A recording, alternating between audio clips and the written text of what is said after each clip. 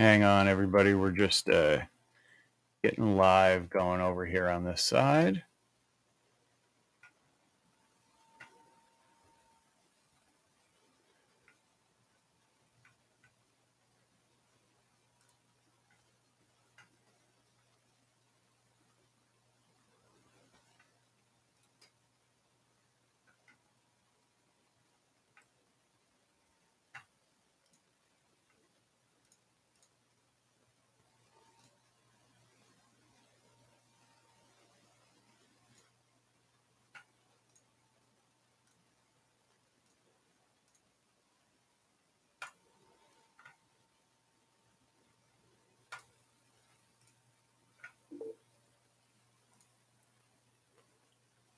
Okay.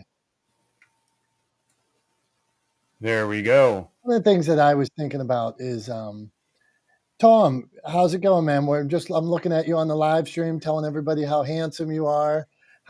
We're glad to have you back. How's the recovery going? I'm doing well, man. I'm doing well. Glad to be back. So yeah, here we are. We're back live. Took me a little bit. We went live. I was a little bit ahead of the curve. We started the live stream before I actually had Clubhouse up, so it was just me by myself. Kind of, we couldn't hear you yet, but it was just me setting up the Clubhouse. So, but we got it set up. We're here. We're live. We're off and running again.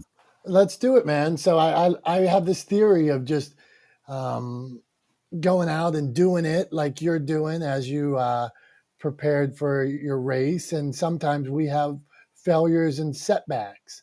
So today I was thinking, man, wouldn't it be interesting to talk to people about their failures, their setbacks? And sometimes we don't even know it, or sometimes we're in the midst of it. Maybe there's other people in the room going through something you've been through, and you're able to share something, and now they don't make the same mistake. I always think, what if you didn't have to bang your head up against a wall rather than Tom, what's your thoughts on this? Yeah, I mean, absolutely. It's always nice when you can benefit from someone else's experience, right? When you can benefit from them kind of going through the struggle, and you can take some of that and apply it to your situation and learn from it and avoid some of the pitfalls that they made. I think there's a proviso to that, though, and I think that is that you can't 100% avoid your own pitfalls, even if you seek out advice from people who have kind of been through a similar process before. I think we all have to some extent make our own mistakes, and so while you can avoid some big pitfalls and some big hiccups and some big delays, maybe in finding success or finding satisfaction in something you're trying to accomplish, by seeking out advice, I think that's incredibly valuable to avoid some big hangups and big hiccups and big setbacks and big failures. But I think the most important thing you can do is get out and start trying, right? Get out and start doing the work. Get out and start moving towards the goal, so that so that you can move forward. Tom, well said, my friend. So many of us, you could sit on the sideline forever, and you could sit on the sideline. They talk about the armchair quarterbacks and things like that, but eventually you have to take action. You have to take the swing, or we might live in this world of paralysis by analysis. You can keep analyzing. You can keep thinking about it. And I'm all for benchmarks and metrics, but at some point you have to take the shot.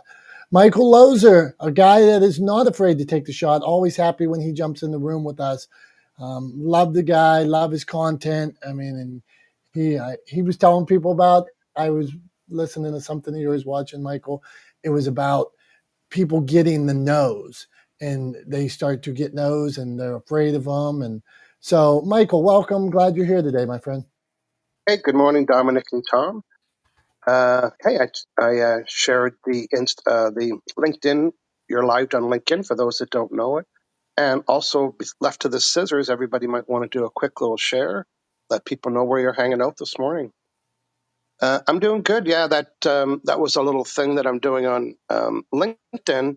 is what happens when we get rejected is, and if we don't process that emotion, in other words, if we don't get ticked off or angry or break dishes or say, I hate when that happens.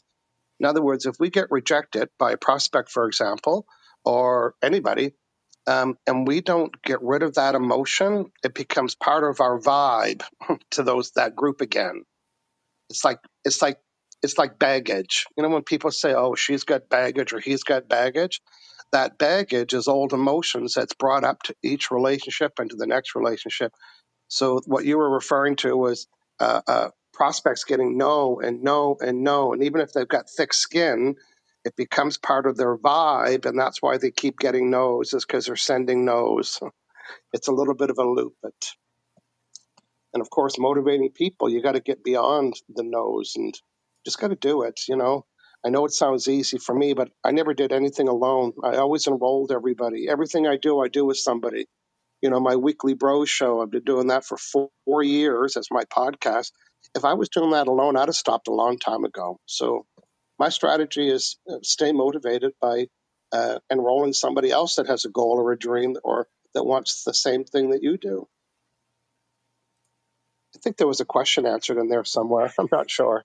I was on a little bit of a rampage. Go ahead, Dominic. No, you were on fire, man. And I'm a believer in that JFK quote that rising tides, all ships rise. So 100% believe that if you have a goal, if you have a why, if you have a belief, that it has to be bigger than you. And if it's bigger than you, it's so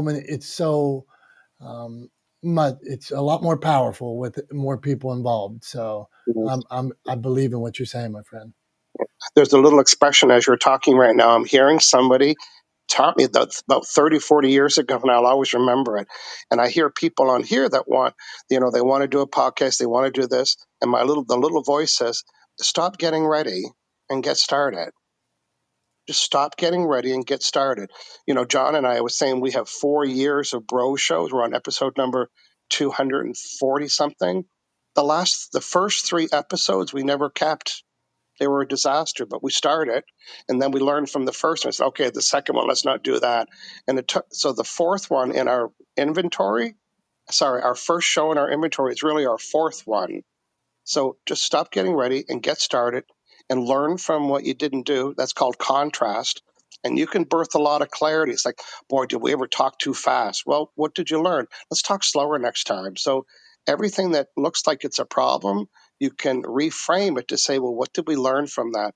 And that's how you get good, kind of self-regulate your successes.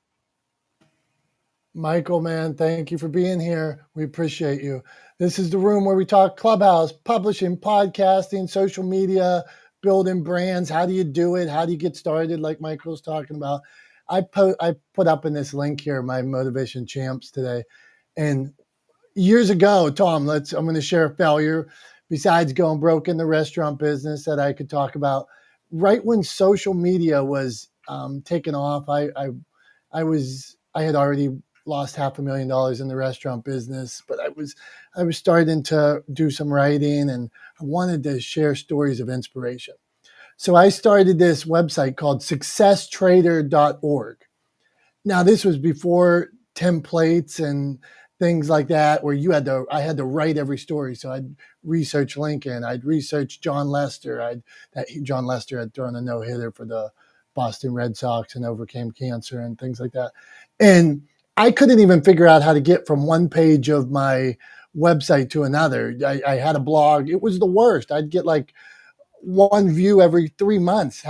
I completely biffed it. After a year of having successtrader.org, I closed it down, having really 5 stories on it, 10 pictures, and I was completely lost. So that's successtrader.org that I failed miserably. But what it really was the root of Motivation Champs. And I saw that here's 100 ways I failed at this, and I won't do it again. So same as the restaurant. I learned 100 things. I learned I was underfinanced. I learned that, like Michael said, maybe I need to get more people to help. Maybe I need more knowledge. Let's meet some more people. Let's talk failures. Tom, we're going to meet first. Give us a failure, Tom. Anything besides falling off your bike. I don't know if that was a failure, but go on, my friend. I mean, it was definitely a setback. We could definitely call it a setback. It was for sure a setback. I mean, I was 12 days in to training for my next Ironman race and had a bike accident, broke my collarbone into 4 pieces, had to have surgery to put it back together, which is why I wasn't here last week because last Wednesday was actually surgery day. So today is a week out from surgery. And I mean, it was definitely a setback. But here's the thing that I think a lot of people miss with failure, right? Is failure is not the end of the line. Failure is an opportunity to iterate, right? Failure is the world, the market, however you want to describe it, saying to you, this isn't going to work how it is right now, right? It's if it's you're talking about your your website that ended up giving birth to or being the first iteration of Motivation Champs, right? So that was the market or the world or the saying to you, this isn't going to work like this, right? This isn't going to work the way it is right now. Doesn't mean it's never going to work. Doesn't mean the idea is terrible, right? Just means that it's not going to work in this iteration. So what do? You go back and you reiterate, right? You look at ways to reinvent whatever you're trying to put out in the world, whatever you're trying to create, the brand, the business, the product, whatever the case may be. You take that failure as an opportunity to reinvent it, right? To make it in a better image. So that's my big thing is I think failures are opportunities. And I know that's a sort of a cliched thing to say, but whatever. I'm going to do it. I'm going to use it. I'm going to use the cliche. Failures are an opportunity for growth, for learning, for iterating, and for improvement. And yeah, that's what I think people should take away from failure. That's what, I'm trying to take away from my bike accident last week, or, about 10 days ago now, is I'm trying to iterate and figure out how to overcome that setback and still race my Ironman in August. I still have every intention of participating in that race and setting a personal best time in August. So that's my goal. That's what I'm going to do. I just have to figure out how to get there, right? And the collarbone made it a different path than the one I took last year, but that's fine. It's just going to be a different path. It doesn't mean it's going to be worse. It's just going to be different. So yeah, that's how I'm approaching it. Who's up, Dom? Who are we meeting first? Let's do it. Let's get into, we are meeting Tiffany. So Tiffany, you can ask a question, you can drop a tip, but what we're talking about today is failure, one that you've overcame, one that set you on a path to where you are today, one that lifted you. They don't have to set you. Sometimes like Tom said, it's an opportunity for growth. So there you go, Tiffany. Thank you for being here. We appreciate you. Good morning. This is Tiffany, and I am here from California. So I actually set my timer so I could join you guys as it's early. Tom, glad you're recuperating from your surgery. That's so great to hear. Hope you get to stay on track. Failures, I don't know. I mean, I've had so many. I would say one of the largest probably was my getting divorced after almost 20 something years of being together. That certainly felt like a failure. But boy, you're right. It was a huge learning lesson and so many layers of revelation of things that I wouldn't say had allowed to. I mean, not everything was my doing, but it's long, complicated, and won't go into detail, but talk about chapters of life. Like, it's so different. So I guess my question here for you guys is that sometimes you can get so determined on overcoming something, like I'm going to get over that failure. I'm going to get over that fear. I'm going to tackle that. And I feel like sometimes I lose direction with it. Like, I get so dedicated in overcoming that I don't necessarily realize that it doesn't fit anymore. Any recommendations or thoughts on that? This is Tiffany. I'm complete. I love the way you framed that, Tiffany, and I would love to hear Michael's thoughts on this, because sometimes maybe you're growing, maybe you were never.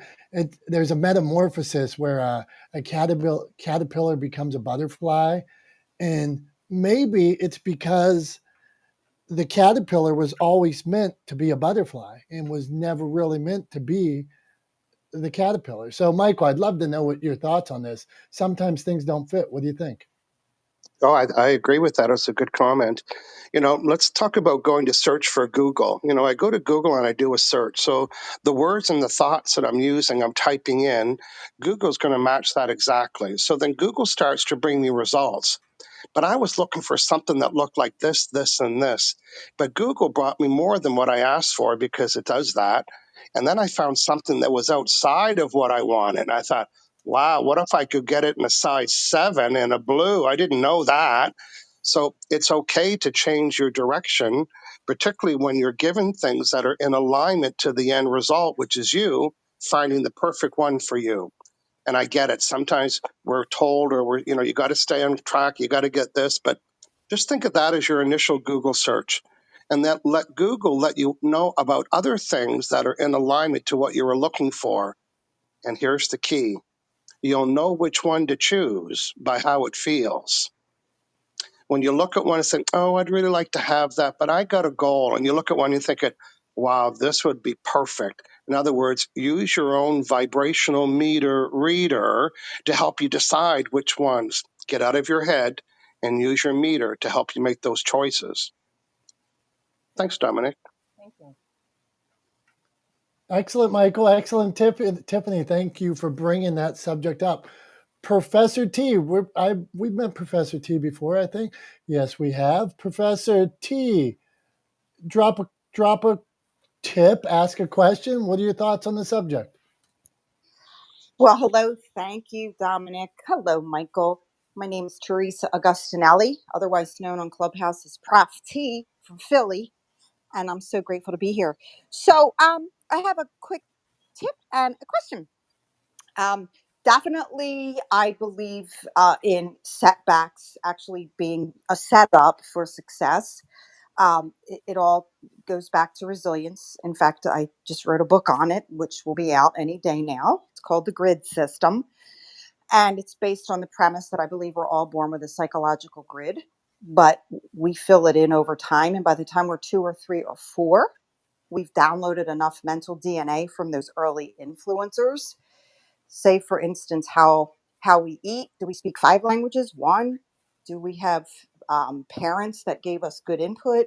We're influenced by teachers, schoolyard bullies, community leaders. All of that lends itself, and we grow into that. So I wrote a book about how we can turn our setbacks into setups based on our resiliency.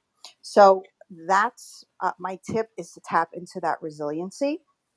And as someone who had a lot of trauma and drama, I have learned how to use that to help others and to allow others to reach their potential and operate in their and maximize their skill set and gift. So, tip is keep going and use what you've been through to propel you into your purpose.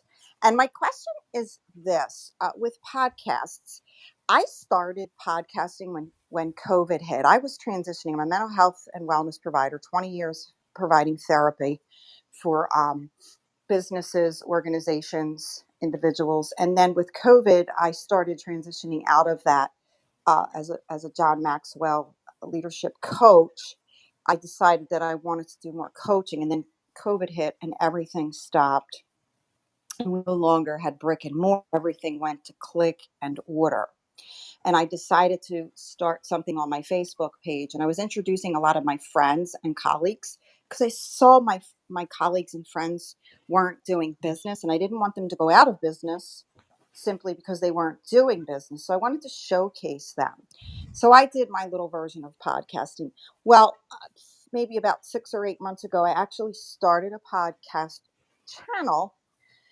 And then it just got to a point where I was paying monthly to keep the podcast app on. I was paying somebody to be on the podcast, edit it, and get it ready for production. And then I just kind of got so exhausted and drained, and I realized that the ROI wasn't there. So that's my question. is podcasting for everyone, and what's a good way to go about it without wanting to just give up? Thank you. That's my question. This is Teresa. Back to you. Thank you, Dom. Teresa, great question. Thank you. I want to hit Tom, if you want to go on that. I was going to go to Dr. Tachi and after that, but hit it up, Tom. Yeah, thanks, Dom. So a couple of things that I just wanted to touch on there for Professor T, and those are that first of all, she used a term that gets thrown around a lot in marketing circles in particular, and that was ROI. Right, gets thrown around in business all the time. You hear ROI, ROI, ROI. Everything's about ROI, right? And ROI can be a misleading term depending on context, right? So there is no way somebody could ascribe an ROI, right, a return on investment, to having a podcast. You could ascribe it, you could guesstimate it, right? But there is no way to measure it. So looking at ROI as a measure of whether or not you should do a podcast is not a good metric to use. In my opinion, right? Not a good metric to use. The way I would look at whether or not you should do a podcast is I'm going back to like my base filter for everything. What is it creating value? Is the podcast that you're doing, is the message you're putting out, is the content that you're producing, is it creating value for your community? And if the answer is yes, and you feel inspired and driven to continue creating that value for your community, then you should keep doing the podcast. If the answer is no to either one of those questions, to whether if the answer is no, it is not creating value for your community, then you need to go back to why you're doing it in the first place, right?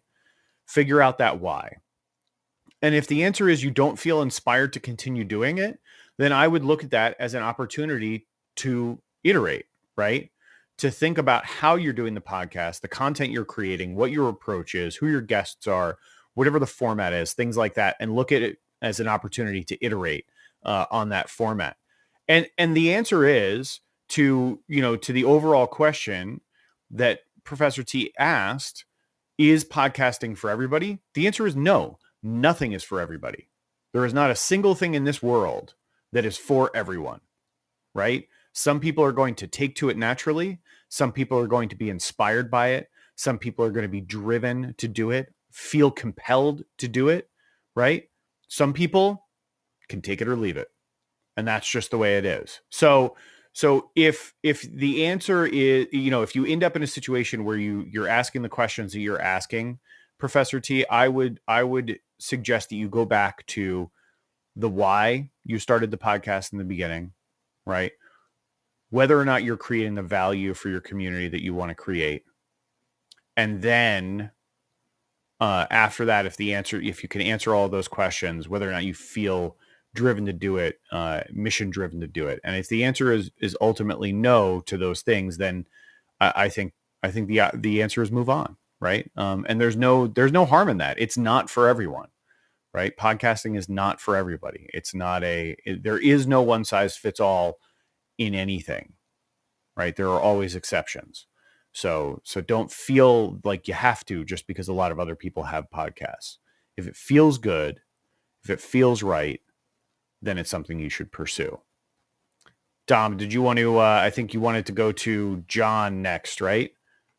All right. So we're going to go to John. John, what are your thoughts on podcasting, on hosting a show? I know you have several radio shows and podcasts, and you've found a ton of success and really enjoy doing it. But what would your answer be to, is podcasting for everyone? I agree with you 100%, Tom. No, it is not for everyone. I'll repeat that. Podcasting is not for everyone. Just like everybody can't be a broadcaster, it would be video, audio, radio, whatever it might be. It takes talent, but the one thing missing, it's a lot of hard work and sustained work. And that's not easy to do, especially if you're not seeing what was the terms on return on investment. Because time is the one thing we cannot replace. So even if we're not paying for anything, we have to look at the value of our time. Having said that, one of the chief things a lot of people do, I believe, is they focus too much on themselves and the message they want to get across and lose focus on what's in it for the listener. Because, yeah, we want you to have a good experience. We want your guests to have a good experience if we do an interview show. But the most important person in the room is always the listener, because they have to choose to listen to your show. And if you are creating a show that has a return on investment of finances or whatever it might be, either monetary or digital traffic or whatever it might be, you have to take a look at, you've got to have people listen to it to be successful, to achieve those goals. If you just want to put out content that's about you and what you think and want to be a thought leader and no one listens, go for it. But we always have to balance, the value of our time, because we all have many things we have to do in our lives. So having said that, quite often if someone's putting a lot of the hard work, the grunt work, the first year of it, and then they decide to take a break because they're frustrated, maybe it's a good time to pivot and learn from what you've done and see how you can get better at what you do before you make a final decision of cutting it all off. Sometimes it's small adjustments, sometimes it's big adjustments. And I'll just go very quickly. I'm not that I'm a good fighter, because I'm not. But if you look at boxing or martial arts, the really proficient fighters, the ones who are really good at what they do, they don't take huge movements to avoid a punch. They do slight adjustments and they stay in the pocket, and that way they are able to accomplish their goals. So quite often the answer is not in the huge things; it's in the small pivots and adjustments, the small feints, left, right, down, up, whatever it might be. But we don't learn that until we put in the hard work. So, is podcast a very answer? Is absolutely 100% no. Thanks. John, man, I knew you would. I knew you would jump in with some knowledge on that. Well done. Stick around. We're talking failure and how the failures launch us, create the next opportunity, opening up a little about our failures and saying, well, you heard me talk about successtrader.org. If you jumped on, this is something I started before Motivation Champs. Before social media, really, it wasn't even a thing. I tried to do it all myself. Couldn't carry the weight. It failed.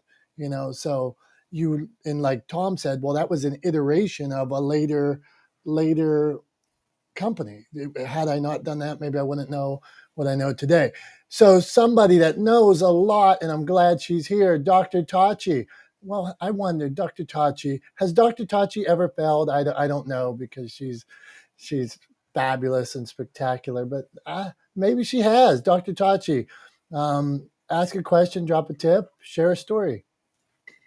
Hey everyone, happy today's Wednesday. Yeah, happy Wednesday.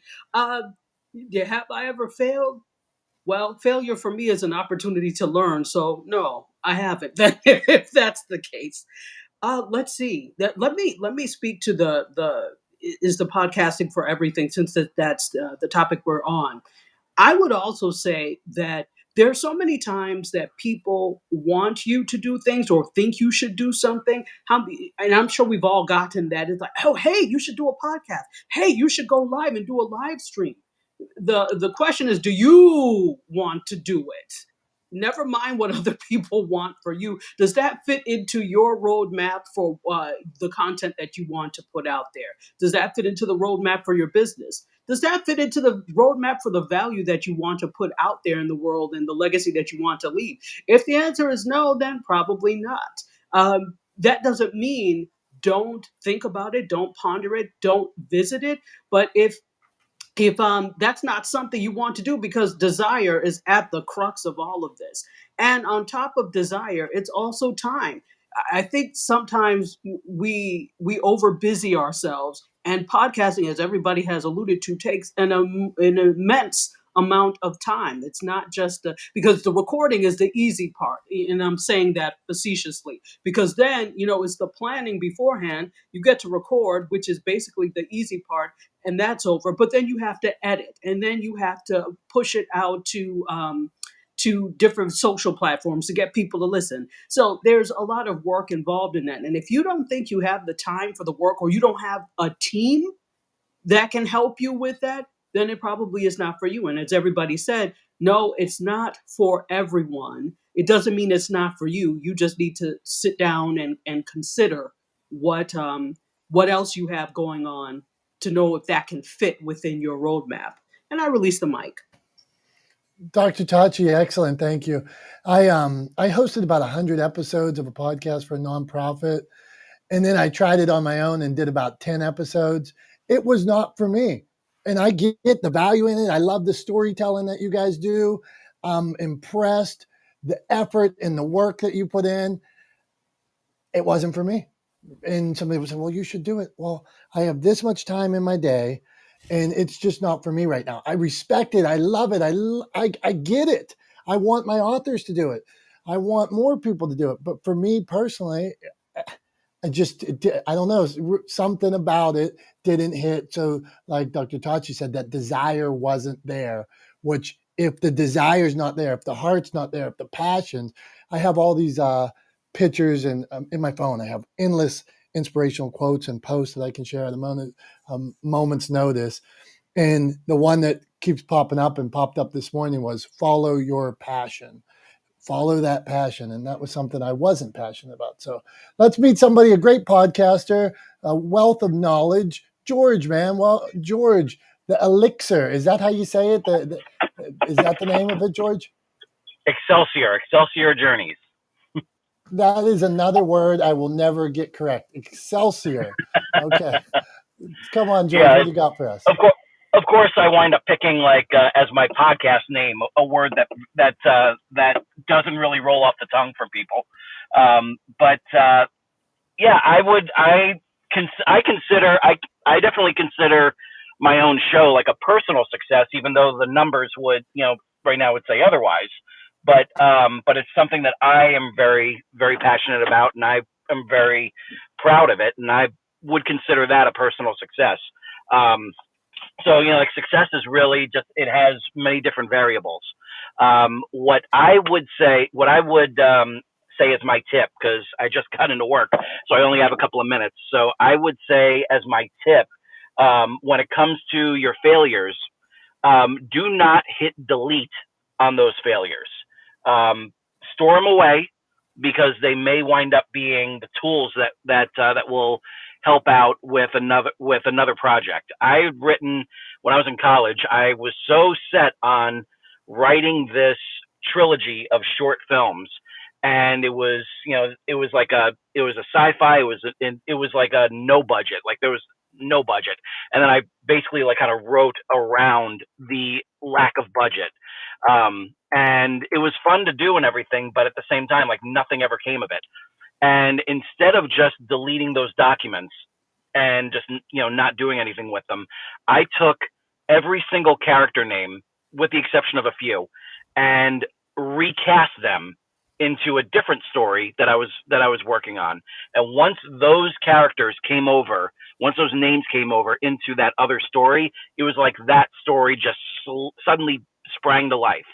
And it became something that is completely different from what that trilogy was. It became its own story, which created several drafts of a screenplay, then a novelization in 2002, and then in 2019, the release of a 5-part serial in book form, as one big volume, and that's my book, From Parts Unknown.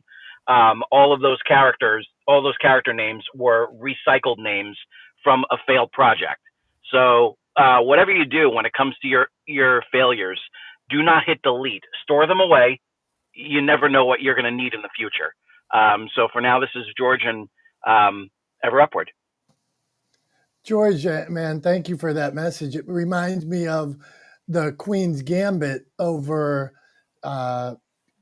over COVID or lockdown. I don't know how many people in the room watched the Queen's Gambit. I think at one point it was like 75 million people.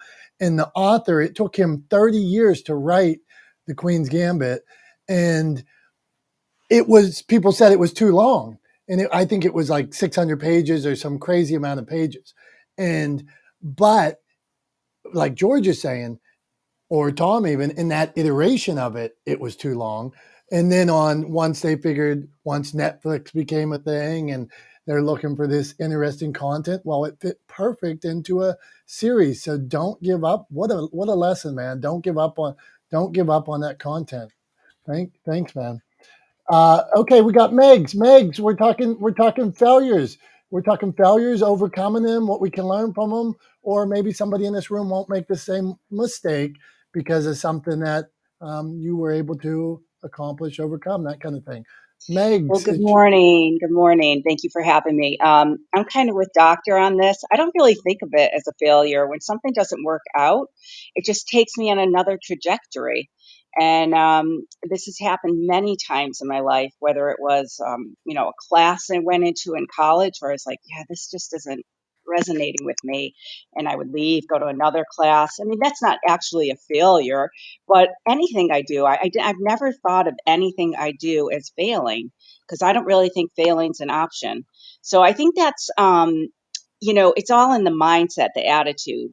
And for the Professor T, I would say that it sounds to me like you need to just be a guest on other people's podcasts.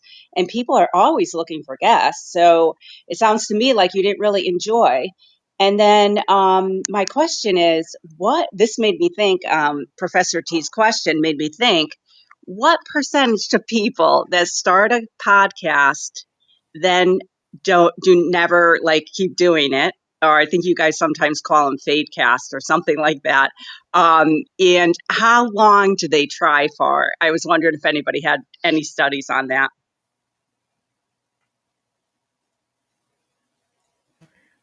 John, Dr. T, you got any studies?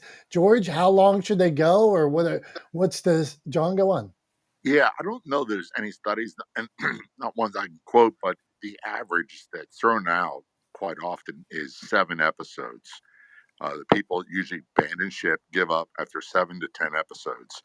And quite honestly, in my opinion, that's after that when the numbers really start climbing because it's a growing entity. You got to produce the content, then you have to promote the content and make people aware and get discovery of your show. So if you give up after 6 episodes, I don't think you're ever going to turn around. They do happen, but quite honestly, if people just continue on, persist, that's when the magic happens, in my opinion. I'll just follow up on that if that's okay. I think that you're absolutely right, John. And I will tell you from what I know, when I did a radio show for one here in, excuse me, in Rhode Island, that phone did not start ringing until a year and like a week. It was the weirdest thing. So I just thought I'd share that. And this is on iHeart in Providence. So it's not like I did a whole year without one bit of if you want to call it ROI. So, but I kept with it because I have a calling. I want to get my message out to people. We're getting totally ripped off by the $80 billion a year dieting industry, and I don't want that for anybody. Can I jump in on this, Dom? Go for it, Again, LJ. Who do we got? That's LJ. Go for it, LJ. LJ, do your thing. Dude, how many series have we heard? Like they're like well into like their 4th season, and you're just hearing about it. So I just think that people seem, when they start creating their content, they seem to think that they're going to be able to outdo major network companies that are still having the same problems that you and I face, which is it takes consistency. I think Tom and I had a discussion on our podcast about Law and Order, right? We know what the framework is, and that I love that he always talks about that, having a framework in place. But eventually, people have to realize that, if you haven't done at least 100 episodes, when I started my show, I was like, look, I'm going to be doing this podcast. I'm going to get 100 episodes in, and then I'm going to assess. I'm going to do it for 3 to 5 years, and then I'm going to assess. I'm not going to do 6 episodes and be like, oh, it's not working, I quit. It's just, I think people are just crazy. I don't know what's going on. I love that. Thanks, LJ, for chiming in. I 100% agree, and I've got 2 things that I think this sort of exposes. Right, one is the fallacy of an overnight success.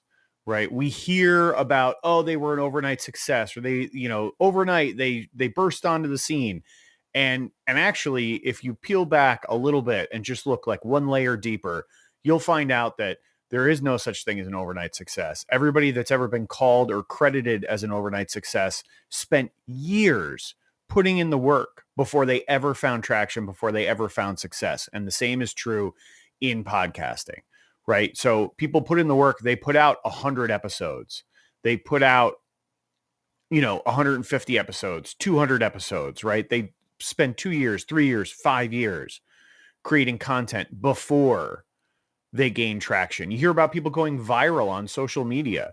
If you look back and you look at anybody that's ever gone viral on social media, I bet you can't find somebody that's had it happen within the first 10 things they ever posted on a social media channel, right? I bet you can't find one. It's because they've been creating content over time that has slowly gained more and more traction, and eventually one of their pieces of content takes off, right? That's how you end up going viral. And so the key to all of this, to unlocking all of this, to finding success in podcasting or on social media or in content creation, right, is consistency. Consistency is the number one thing that you need in order to find success creating content, whether it's a podcast or video content or social media post content or whatever the case may be. Consistency is the thing you need. That's why I show up here every week, except when I'm having surgery. That's why I show up here every week with Dominick. That's why we're here every week, to try to create this space to support the people that come through this room, is because both of us believe that consistency matters. Consistency is important. That's why I'm here every week, right? And that's the one thing that I think can unlock potential for so many people if they just stick with it and are consistent with their efforts. They will find success over time. I yield the mic. Great points, Tom. You have to be ready for that moment. Ready. That when the opportunity presents itself, carpe diem seize the day. We need to be ready, and that's going to take practice, preparation, iterations, working on the message, maybe a couple setbacks along the way that strengthened you to your core, so that you knew, I really want this when that opportunity comes or when things got hard. So two people that blew up, I consider blew up virally. So we're going to hit them back to back. It's funny there. It just sets up like this in the little pictures that I'm looking at. Wally Green. I mean, this guy's content is as viral as they get. Everything he does is viral. He touches. Wally, do things just do people just get viral, or consistency? Tell us about how you did it, my friend. Oh man, hey, what's up, man? It's funny how someone just mentioned now. When people say, "Oh, it was overnight thing," like just a few days ago, I have one of the biggest profiles in the New York Times that probably New York Times has ever done on a person, and people are like, "Man, how'd you get that? You just got that yesterday?" I'm like, "Bro, I've been doing what I've been doing since probably." Maybe 2001, maybe 2000. Like, this is 22 years and that I've been doing what I've been doing. I should have got this back then, right? But things don't work like that. Like you mentioned, it is consistency, right?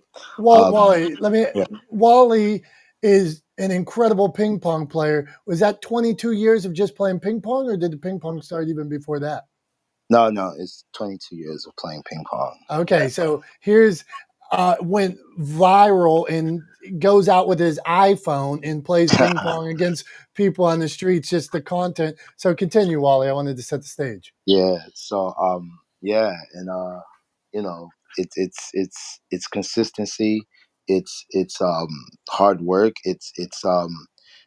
I always tell people, especially with social media, like I do TikTok, so I'm pretty big on TikTok, and I always tell people, always try to figure out what you can do better. I think that's the best advice I can give anyone. I get a lot of people saying, oh, the app is not working well. Oh no, look at what you've posted and just see what you can do better. Not everyone. I mean, not every post you're gonna make is gonna be a great post. We all like to think what we do is the best, right? Because that's how we are as human. Everything we do is the best, but it's not about us. It's about the people who's watching our content. So we might think it's the best, but maybe they don't think it's the best. So I always tell people stay consistent and just always say, what can I do better? What can I do better? How can I fix this? And one more tip I would give, especially on the social media side, just because a video or a post doesn't work the first time, it doesn't mean that it's a bad post. I I post my things at least 3 times. So if I make a post that I believe that this is a great post, and I just believe that the right people it didn't get into the right people's eyes, then I will find a way to maybe change it a little bit, edit it differently, and then I'll repost it. And if I do it and it still doesn't do it, I'll try one more time. And if it doesn't work, then guess what? Your post sucked. That's it, finished. And then I'll move on to the next one. But just like someone mentioned before, and this has happened, someone mentioned before, do not delete. Do not delete, because maybe today it's a bad post, but maybe 6 months later it's a viral post. So just want to leave you guys with that. Thanks. I'm Wally Green. I'm done speaking. Thanks, Go on, Tom. Wally. Yeah, I wanted to shout out. I actually connected with Wally here. He came into the room one time a while back. We connected. We had a great Zoom call. We've traded emails back and forth since then. And I just want to gentle reminder, Wally, that the next time you're in Pleasantville, you're supposed to reach out to me so that I can come down and play ping pong with you. So don't forget. Oh yeah, for sure, for sure. I haven't been out there in a while, but yeah, definitely let's do that. All good, man. All good. Appreciate you being here as always, and really appreciate everything you just shared. 100%. I think it's really good information that people need to hear. Thanks for being here again today, man. Isn't it interesting that Wally, who went viral and goes viral religiously, really, that he says that he uses the same piece of content over and over 3 times. Last week we talked about, I was talking about watching March Madness and seeing an ad for Coke Zero 60 times. Is Coke Zero the best Coke ever? I can cite the whole ad because I saw the ad 60 times. Is Coke Zero the best Coke ever? I don't know, but I'm almost tempted now to drink this Coke Zero again because so here's a piece of content. Think we have these valuable pieces of content that we believe in, stuff that we put out, books that we wrote, and we don't talk about them again. We don't post them again, but we believed in it. Why not reshare it? Why not share it again? And that you believe in, maybe that's the post, like Wally said, maybe it's 6 months later and now somebody else picks up on it and it makes a difference in their life. We're going to get to Charlie here and then Brian, but let me reset, pull down the screen. We're live streaming today. Tom, Talex Media set up our live stream. If I'm fading in and out, that's because I'm dopey and I'm not as high tech as Tom. So I will let you down in the tech department. Tom will not. So anyway, this is every Wednesday we do this. Clubhouse, publishing, podcasting, and social media. We call it a safe space, meaning if you have something to say, raise your hand, come on up. We try to ping everybody and have them come up too. If we didn't, it's just because we probably dropped the ball. So, or no bios. That's my other thing. You got to have a bio. Got to have a bio to get up on the stage because we try not to get any spam on here. So somebody else that went viral in a back-to-back, because we talked to Wally, now we talked to Charlie. Charlie has a story that went viral, and then he's been telling it a different way. Almost got to the point where he thought that story, maybe he shouldn't tell it anymore. Maybe it was time to move on. But it wasn't time. That story still has legs and people still want to hear it. So, Charlie, tell us about that journey of where you were and now this second wave of, I saw a video he did 2 days ago, has 100,000 views and 3,000 comments on it. So, Charlie, teach us, my friend. Hi, everybody. I've been hearing all good stuff. I just want to first respond to the podcast. So many people, because a lot of my stuff has gone viral, have said to me, hey, why don't you start a podcast? And that'd be the do. I realize what tough work is, and I'm not a stranger to it, but my heart wouldn't be in it. I wouldn't have the consistency, so I'm not going to get into the podcast line of work. Doing okay because I had to take care of myself along this process. You know, in 2012, when the story goes viral, I'm a businessman sitting at my desk in Nebraska. I make a simple Facebook comment. You know, this dog is shot and killed. The homeless man is not treated well. And although I'm a dog lover, I just put some concern initially out for the homeless man. What about this guy's needs? Is anybody looking out for him? And that simple post got the attention of a reporter, and that created a connection with me in this story. And then, of course, I would wind up trying to help the homeless man. He was not wanting to help. He thanked me, went back to Poland. He survived. The dog actually came back to life. I adopted the dog. And I was busy for a long time. I mean, even after the story was 2 years old, it was New York City's PIX top story of 2014, and the story happened in 12. But somewhere along this way of business and everything else, I kind of lost myself. That triathlete body that I'm normally used to having, I wound up putting 70 pounds on, and my mindset got real sloppy. And then in 2019, I started to visualize what I wanted to look like, and I wanted to visualize how my life would go back. I started focusing on myself, and I am a composite of all my failures. When I look in the mirror in the morning, and I greet myself every morning eye to eye, and I look at myself and I welcome myself to a new day, and I thank my higher power for a new day. But I am the result of all these failures. I'm the result of 100 different diets that never worked. I'm the result of 1,000 times I'm never going to have a drink again, and I haven't had a drink in 24 years. All those diets that were supposed to give me the body of work, it was the mindset that did, and I wound up learning how to live and not use food as an anxiety drug. And today, I really am in a great spot. And I think the vibration that is coming out of me, which is imperfect, I really want to say a lot of you folks sound really, really, really good. And I don't think I sound that good. But I'm learning that the public can handle a guy that don't sound that well, that does a few ums, a few this, a few that. I'm just a regular guy. I'm a trash hauler by trade.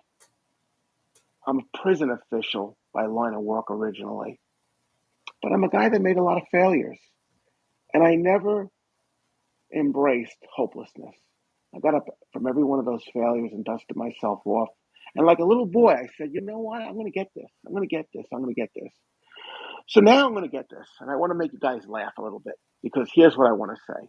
I've been on quite a few podcasts. I say the easiest podcast I've been on is law enforcement today, our friend Jay Wiley, because Jay takes charge. And it's simple. It moves quick. Jay asks the questions. You answer the questions. And it's fun. The hardest podcast I've ever been on, I went out to California last week, and I went on Mark Late, who does wonderful work, who takes people from mobsters to streetwalkers to everybody in between, or people without a home. I learned that term when I'm in California. Not homeless, people without a home. And gives them a platform. Oh, he invited me to a studio. I sat on a chair. The cameras are facing me, and there's nobody to talk to. He just asked one question. Where you from? And from that point, I gave a 46-minute story of my life. I never felt anything harder to do. I didn't know how it would turn out. The public has reacted to it incredibly, which is great. Where do I attribute some of this stuff to? I come here every week. You guys have helped me tremendously. I'm here to thank you guys, because I was ready to quit. I didn't know what I was going to do. I didn't know if I wanted to continue this story. I didn't know what had happened after this dog died, because I didn't know if there was a message to carry. And obviously there is. So I'm a composite of all these mistakes. I learn from you guys every week. And lastly, I would agree with everything that's been said. Don't try to be perfect. Don't try to delete content that you don't think is really good. People kind of like to see your old content and how much you've evolved and how much you've done.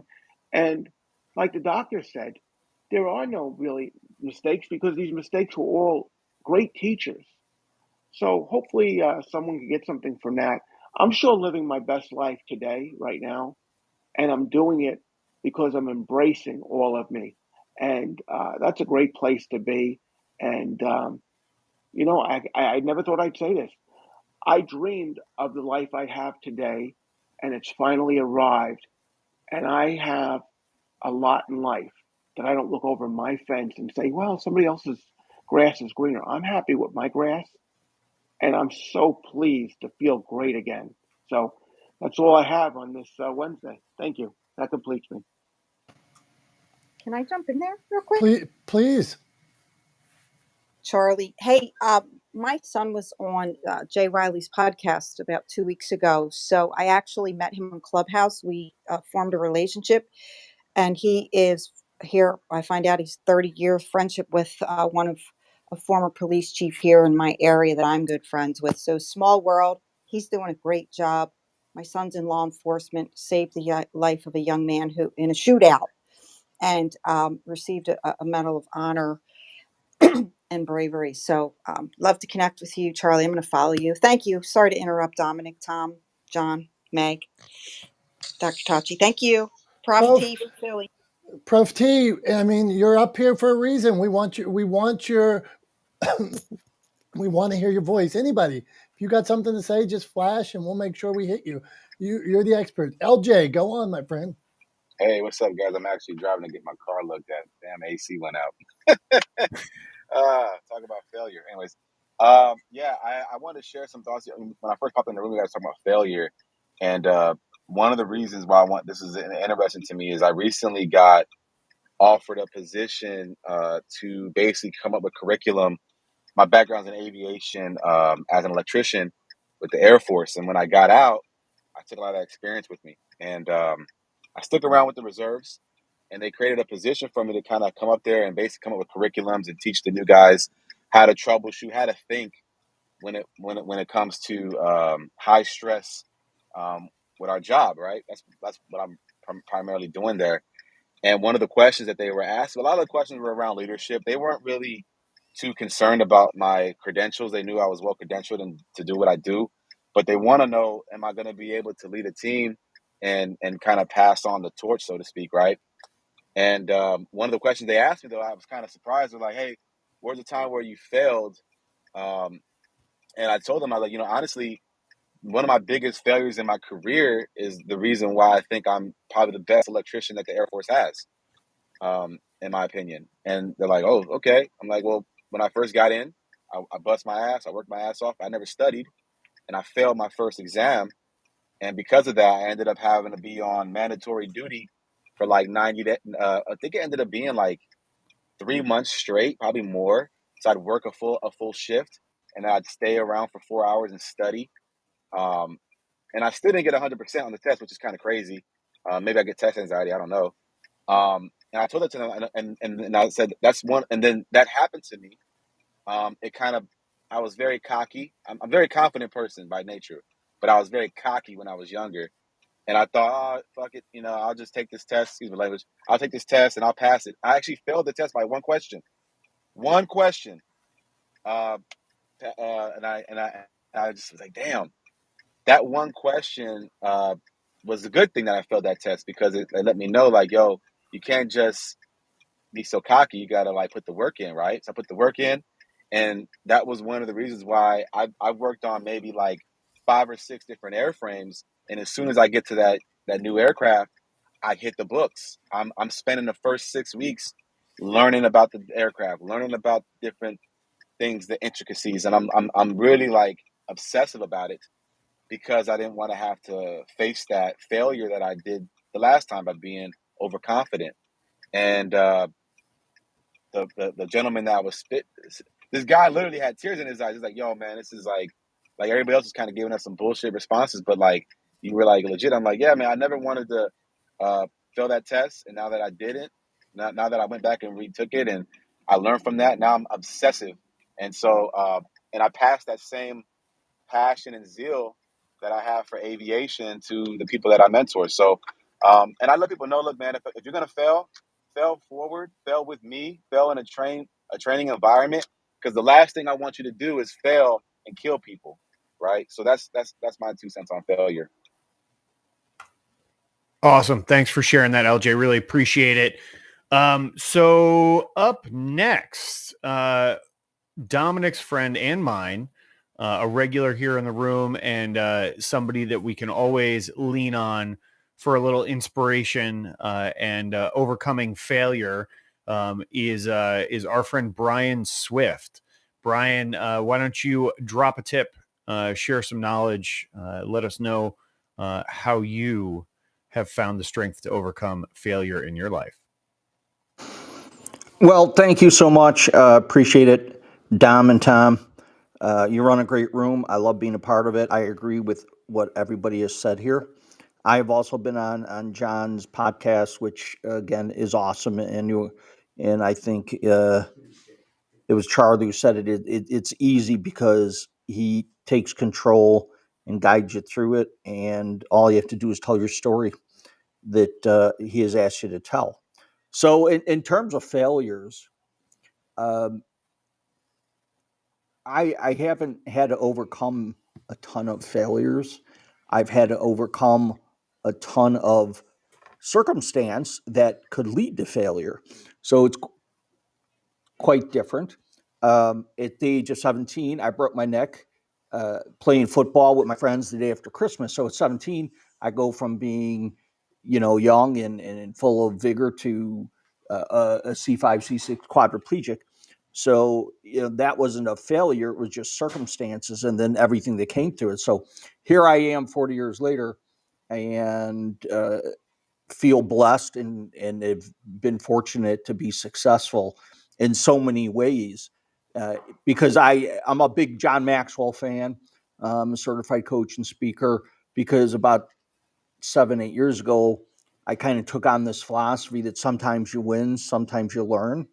So as for failures, I tend to take on the approach that it's not a failure if you're learning from it, which really is a great mindset to have because the only time you fail is when you quit.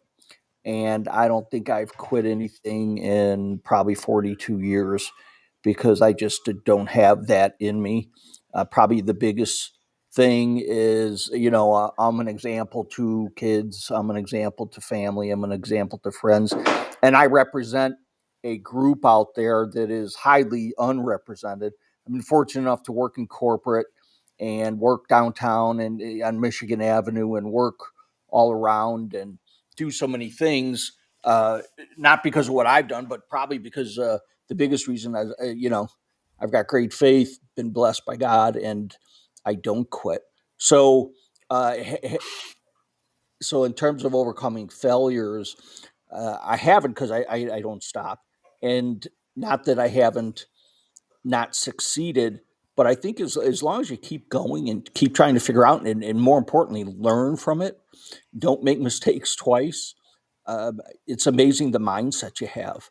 And I know I heard a lot of talk about podcasts. And I think, I agree with you, Tom.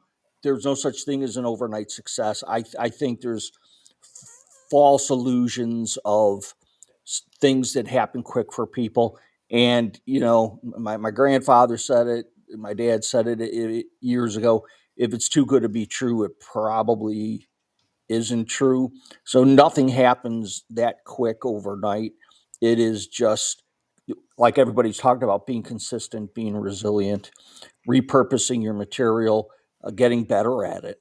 And I think if you set your expectations, as much as we'd like to all be successful overnight, I think some of it is setting the right expectations and having a game plan for if it doesn't succeed. So you have, all right, on to plan B, on to plan C. I think if you have plan B and plan C's for things in your life, that you will find that you will get to where you want to go. Appreciate the time, and I'm complete. Thanks, Brian. Thank you.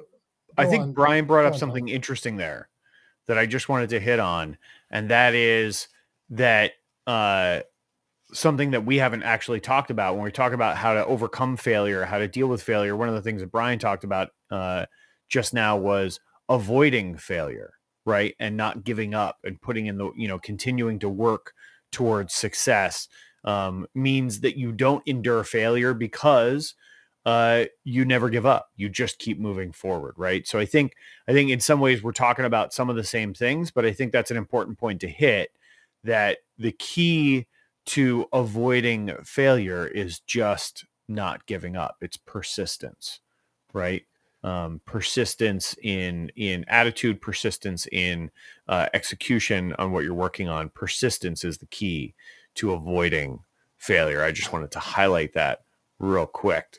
Dom, back to you. Go ahead, Brian. I see you flashed off. What do you want to add there? Oh no, I would totally agree, and that doesn't mean you end up succeeding at everything. But just because you don't succeed at everything to the degree you want doesn't mean it's a failure. As long as you're learning, and I'm a believer they have a plan B and have a plan C. Those things are so important.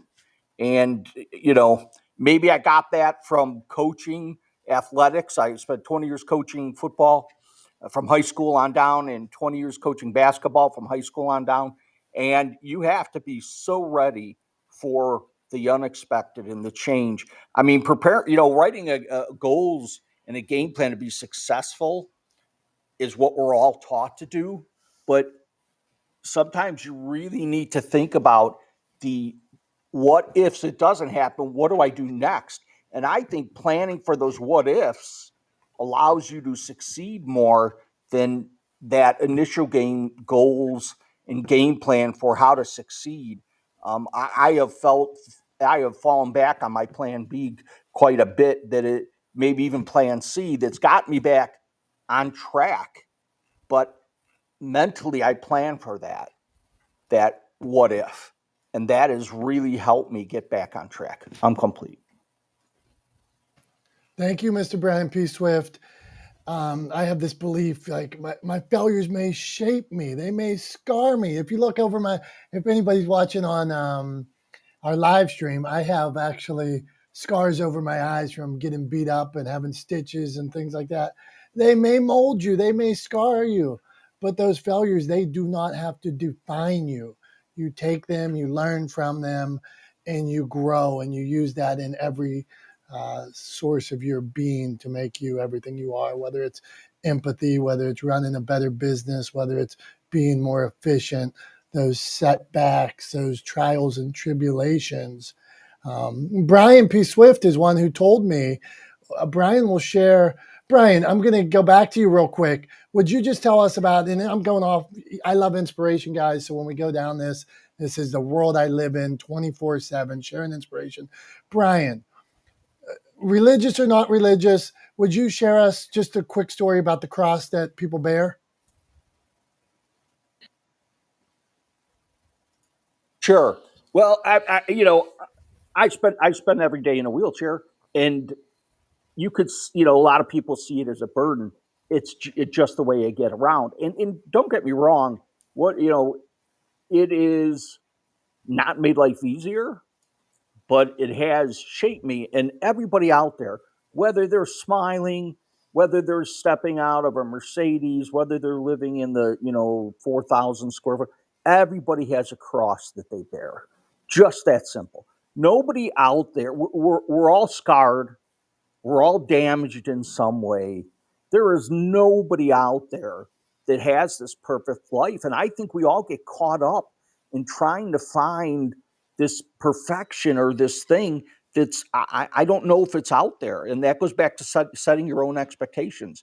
And I believe everybody carries a cross. Some you can see, some you can't see, but everybody does.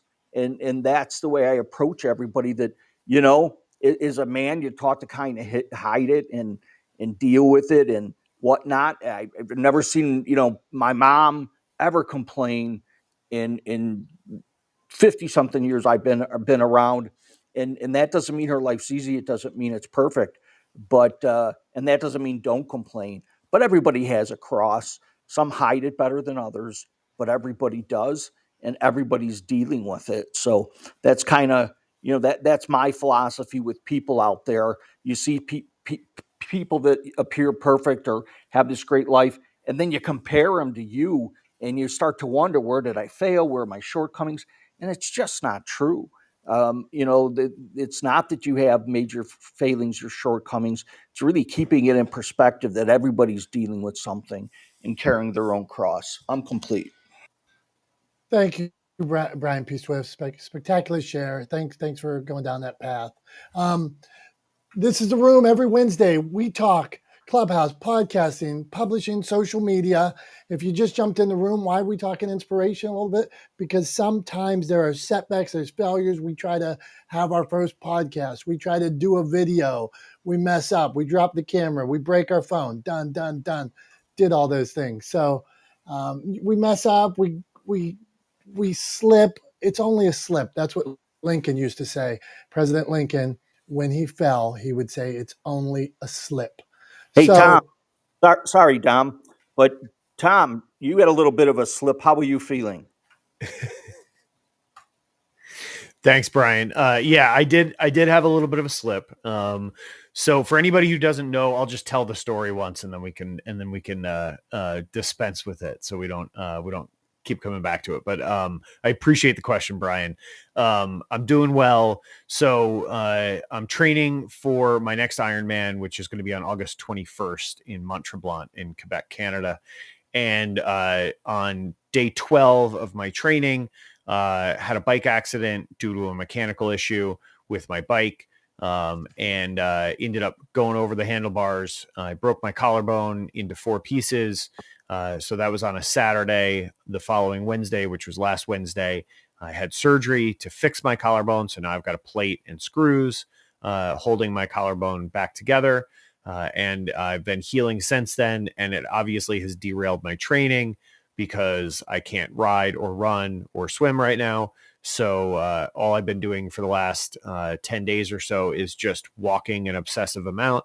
I've realized I've done about a little over 60 miles in the last 10 days or so. So I'm averaging about 6 miles a day walking, and just trying to maintain my fitness doing that. So I definitely had a setback. I think is how I described it in my training vlog that day. So I had a setback, but I am working to overcome it, and I'm 100% committed to competing in my race and setting a personal best in August. And the way I'm approaching it right now is literally to just keep moving forward. And actually, this is a great opportunity for me to bring up something that I was talking about with a friend yesterday. And that is sort of why I started this training vlog. So when I started my Ironman training, 22 days, today's day 23. So 23 days ago, when I started my training cycle for my next Ironman, I committed to doing a daily vlog.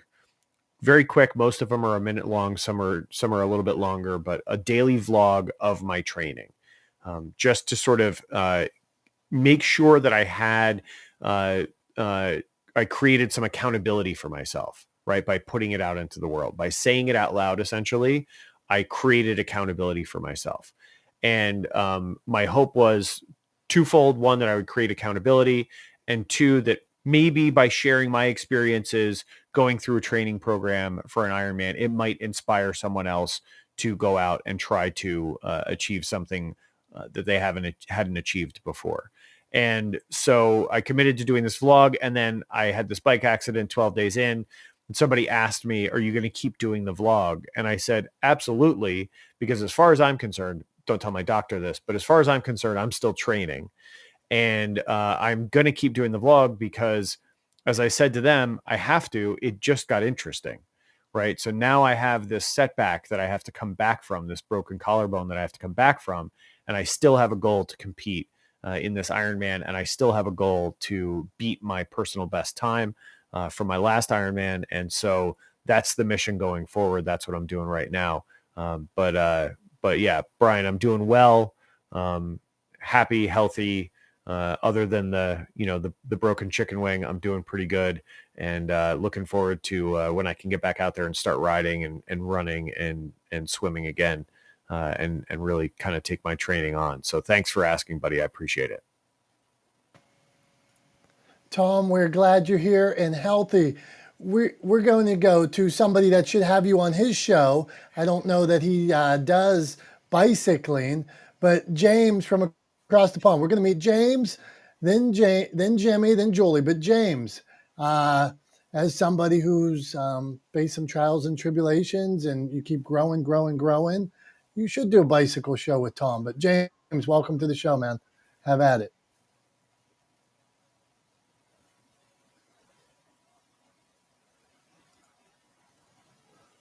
James. We'll find him. Going he doesn't once, want you on the twice. show, Tom. That's how it's going to be. Apparently Producer Jimmy, she'll bring the fire. Producer Jimmy, we had started off talking about failures that led you to where you're at, even if it was tripping when you were on camera one day or joining the wrong podcast platform.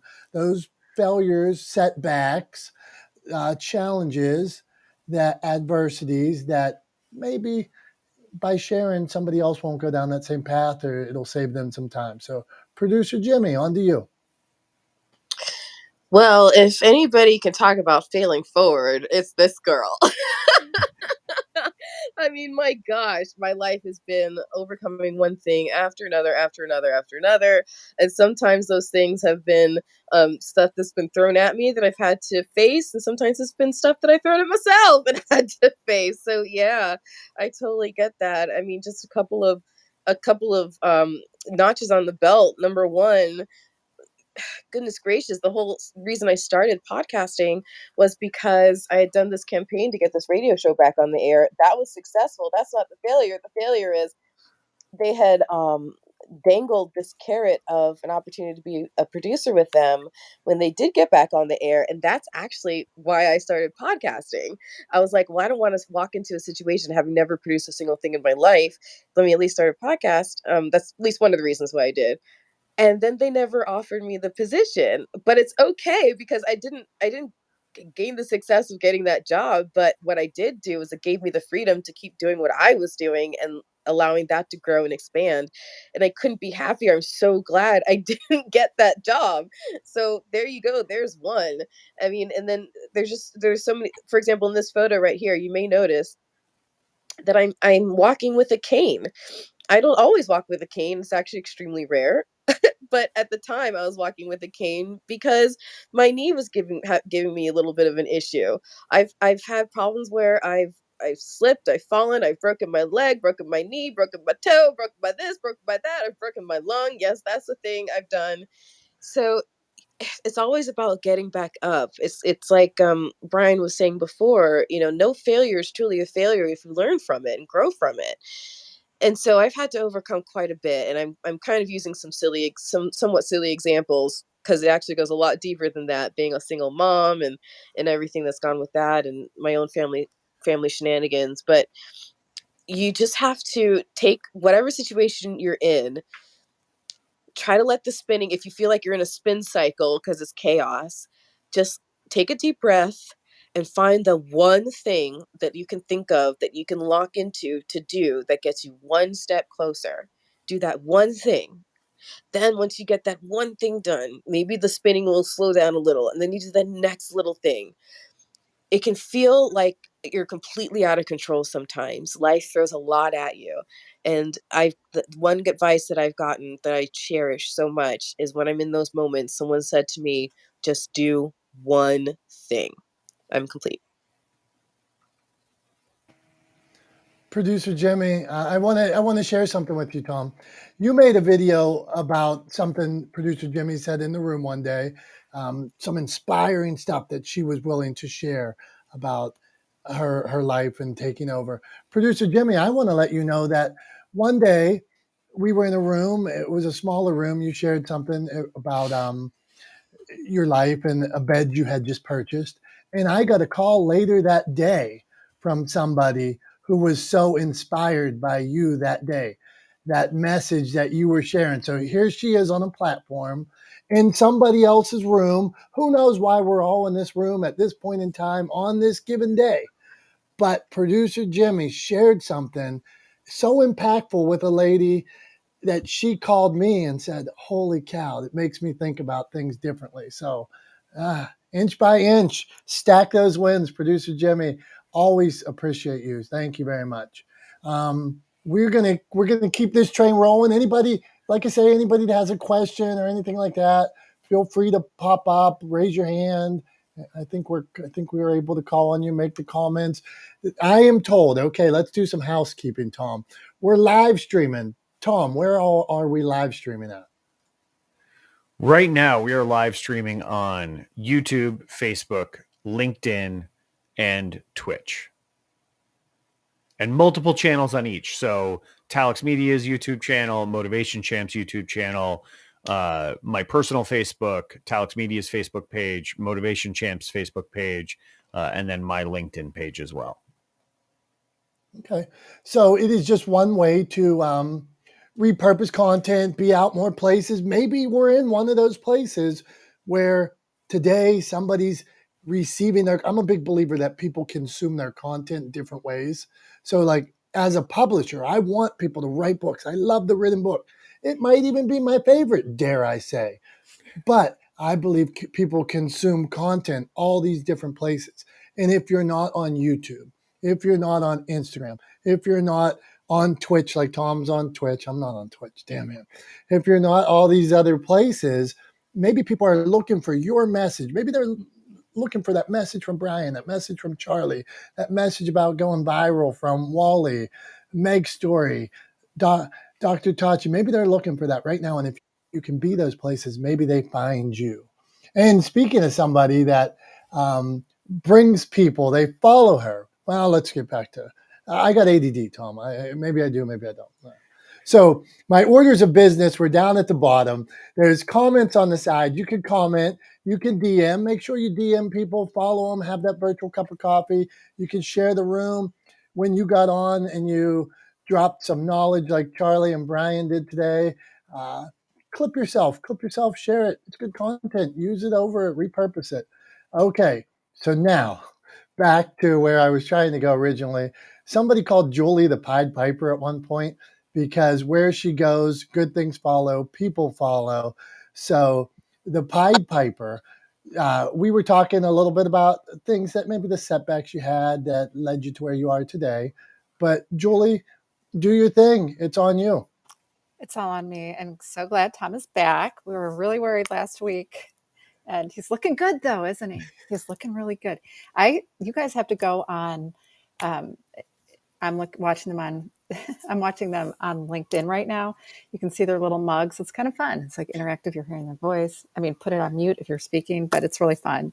And this is the best room on Clubhouse. I'm so happy to see so many people I know. John, Girish, Niatima, Jess, and Julie Jacobs in the listening lounge, if you will. I'm trying to get her up. She's new to Clubhouse, but she's amazing. And she loves all things podcasting, publishing, social media, Clubhouse.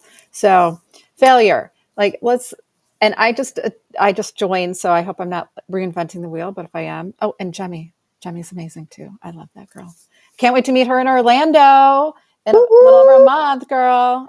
Big hugs coming your way. Get ready. I am going to hunt you down. So, and I hope Tom and Dominick are coming there as well. And if anyone is going to PodFest, it is going to be amazing, right, Jemmy? She's like the queen of PodFest, but I'm going to be there and hopefully I'll see a lot of your faces. Trying to get Girish to come too. But enough about this stuff. Failure. Let's just face it. Failure sucks, right? Failure just sucks. There's nothing in the thick of it. There seems like there's nothing good about it. And I always go back. I think about my kids. So I have 4 boys, and my son didn't make the volleyball team this week, and he poured his whole heart and soul, and he was crying all night. And I wanted to pull out of my back pocket. This is what I do with all my kids, the Michael Jordan story. And so I'm from Chicago, the Michael Jordan story. He is, of course, an icon in Chicago, but probably everywhere in the world. And he didn't make the high school team. for basketball. And you think, oh my gosh, how could Michael Jordan not have made the basketball team? So I pull that out of my back pocket every time my kids are going through loss or failure or whatever in their minds. And then they all tell me the same thing. Mom, you always talk about Michael Jordan. This is for loser kids. But the truth is that when we are in that space of failure or loss, it's not letting those lows get too low. And then also on the same spectrum, not letting the highs get too high. It's about the bounce. It's about the bounce back, bringing it back to the equilibrium. And again, I think I probably stole this from Michael Jordan because he experienced, a lot of losses. And it's not about letting those get too high, getting too high in your triumphs and your lows too low, but it's all about the bounce. So that is my little ad about failure. I hope it made sense, but thanks guys. And if your kids do fail, try the Michael Jordan story and they're going to roll their eyes at you just like they rolled their eyes at me. Thanks everybody. Best room on Clubhouse. Invite people. Julie, I would not roll our eyes at you. And while you were talking, I was going through my,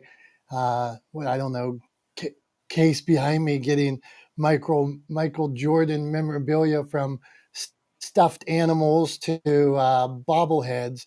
And that is definitely a story of persistence that I think we can all identify with. So thank you for sharing, right? You get knocked down, but you don't give up.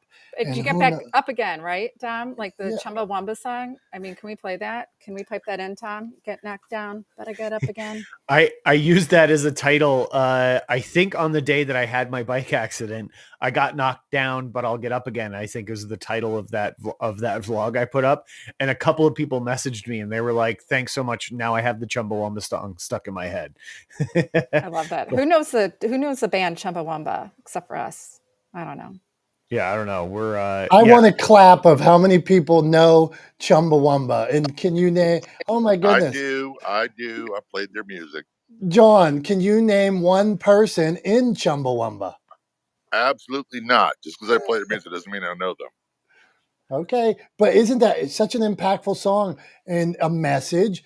Sometimes you can, sharing your story, you can share it through Clubhouse, podcasting, book. You can share it through art. You can share it through song. And they're able to share the story of empowerment and positivity through a song of getting knocked down and getting back up again. Julie, thank you. And thank you for being here. We appreciate you. Go on, Wally. What do you got, Wally? Wally's clapping. I need to hear some more Wally in my life. Tom, I don't think we're getting enough Wally today. So go on, Wally. Julie, I wanted to ask you, how old is your kid? I have 4 and they're all boys. So I have 11, 13, 17, and 21. And the one with the volleyball team? 13. Oh, it's 13. Yeah, that's a good grade. age. That's a good age. So I'm a professional athlete, and I also work with a lot of kids exactly around that age, 13, 15, 12. And I just want to know if you were able to have the conversation of why you think you didn't make the team. Because I think this is important. I think a lot of times what happens is, as parents and friends, we don't have that conversation of the understanding of why you didn't make the team. Because when you have that conversation, then there are things that you can fix in your game, specific things that you can fix in your game that will definitely get you to make the team the next time. So I don't know if you've done it already, but I think it's a very important conversation. I have that with all the kids that I coach. Whenever they don't win, or whenever they don't make their team, we have to have that conversation of why you think you didn't make that team, and then we need to address that. And I think that will build a lot of confidence, a lot of perseverance, and it'll give them something to look forward to doing that would give them more motivation to want to go at it again, right? So I don't know if you've had that conversation, but it's a great conversation to have, and maybe you should try that. I don't know if you did that already. So I'm Wally. I'm done speaking. I love that, Wally. And speaking to a teenager at 13, it's bruised their ego. I have it. I think the dust has to settle a little bit, but you know, the self-reflection of a 13-year-old, bringing that out in them is something I'm working on. I am not an expert, but I'll send them your way, Wally, for sure. Yeah, no, hey, no problem, man.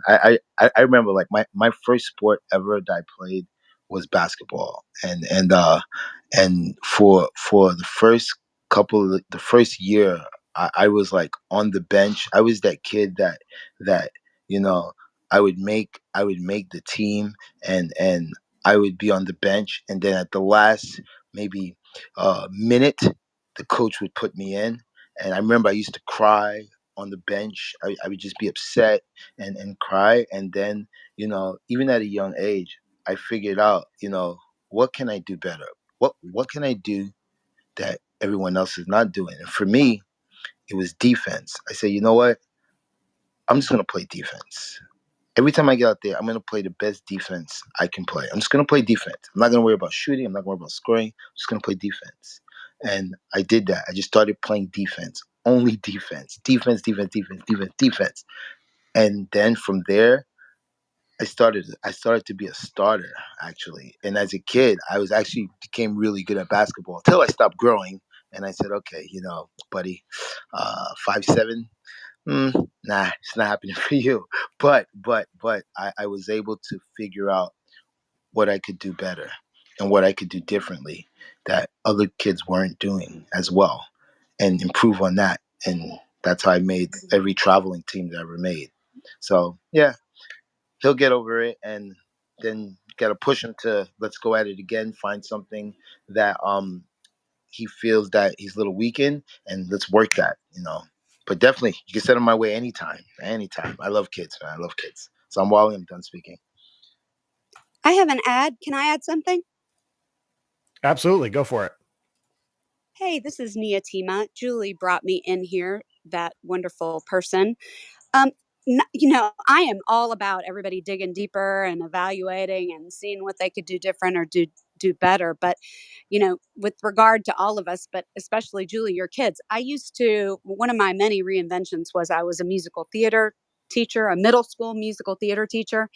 And because I went to a national festival and was nobody and won an award, I got really involved with the whole national junior theater community and the people who create the shows for kids to perform. So one day at a national theater festival, this young teenage, like I think she was a senior in high school, Black girl from I don't know where, comes out on stage. She was handpicked by Thomas Schumacher, who is the head of Disney Theatrical and created The Lion King. She was handpicked by him to open the festival singing the opening song of Lion King, to which 5,000 people gave her a standing ovation. Only for them to tell me later that the girl could not get cast in any of her high school musicals. So sometimes your failure is not for your own lacking, but because people are stupid and biased and are putting their own judgments on you and their own preferences on you. And I think that's for kids to understand too, and all of us, that, life's not fair. And sometimes you don't get it, not because you're not good enough, but because the right people haven't seen you yet. So I just wanted to add that. I'm Nia Tima, and I'm complete.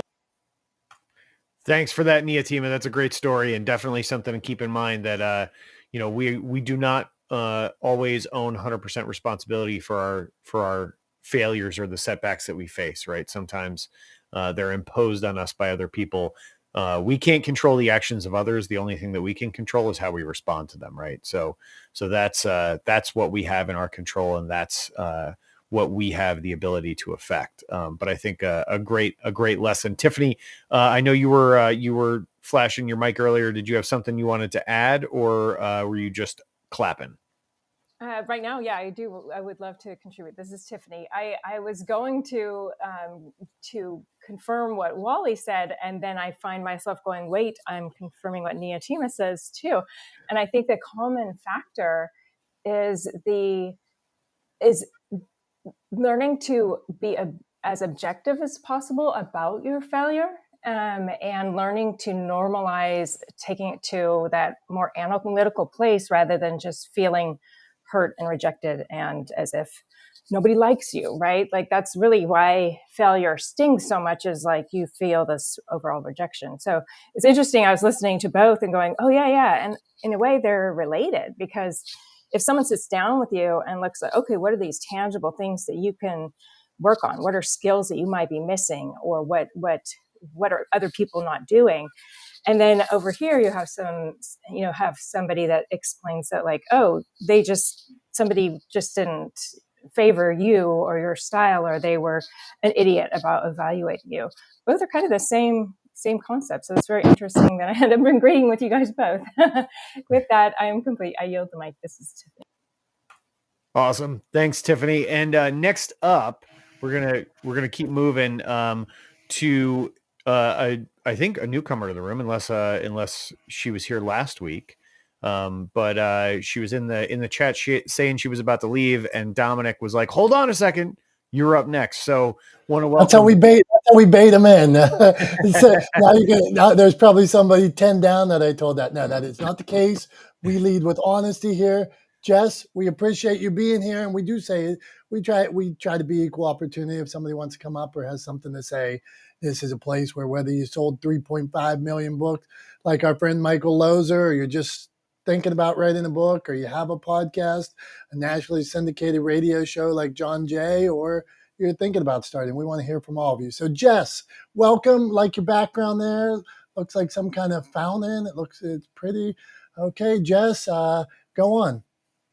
Good morning, everyone. No, I wasn't about to leave. I was saying, just for everyone who was, to have a good day. I want to say thank you to Julie. Jules invited me in this room, and it's an interesting room nonetheless, the topic. But failure. Oh, I could talk about failure. Yeah, definitely I can. But what I will say is that I continue to stand right back up.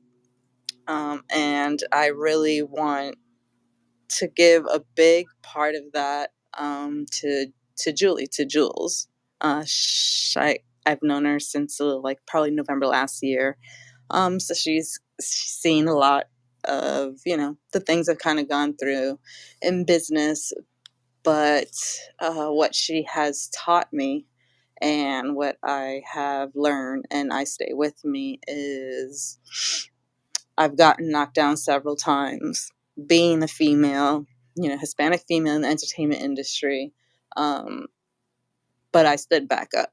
So I rose back up as a phoenix. And I'm grateful to her for really making sure I know that. And if I wake up and, with a bad day, and I'll just like, can you just send me something positive to kind of give me that to keep pushing? This is a really great room.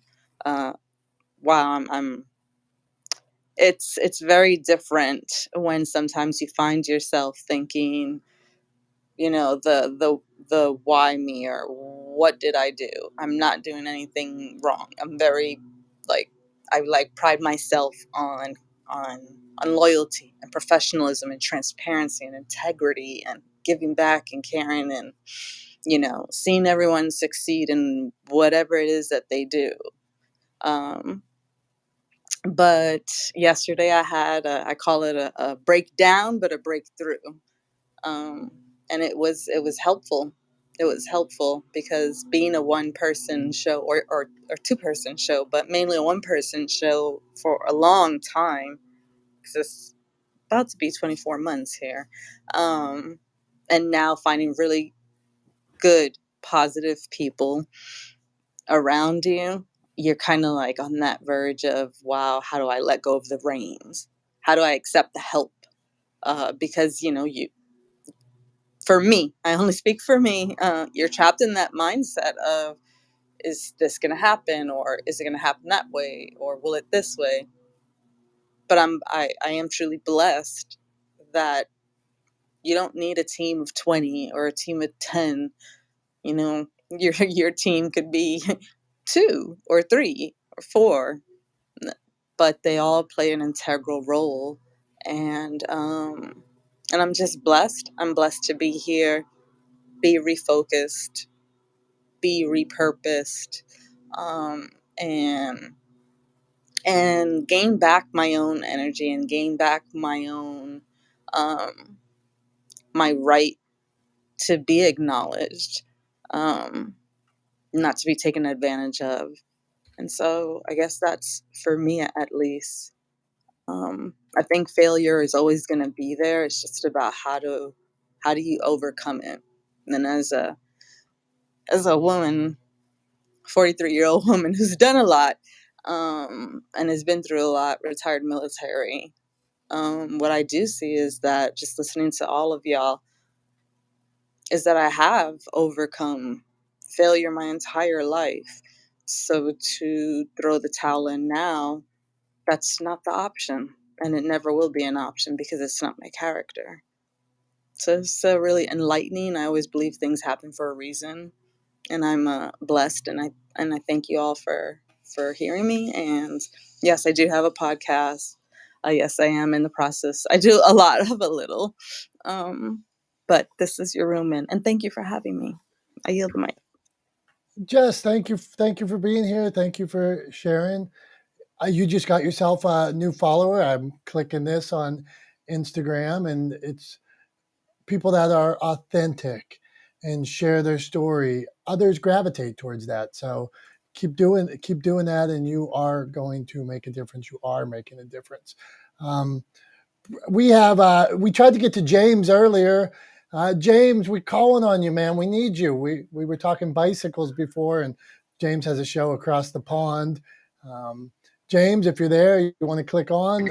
Hey, James is Hey back. man, sorry, there'd been a big accident on my way home. Not me, but some people, I guess. And so my sat nav was taking me through some pretty small towns that I've never even seen in my life. So I had no idea where I was going, so I couldn't take my eye off the sat nav. So I apologize. Hope everyone's well. So yeah, no, I heard about Tom's accident. That sounds horrific. Collarbone broken in 4 places. I've never broken a bone, but that sounds pretty nasty. Hey, James. So here's just so we talked about this earlier. We were talking about overcoming failure, how failure, setback, adversity, pain has made you stronger.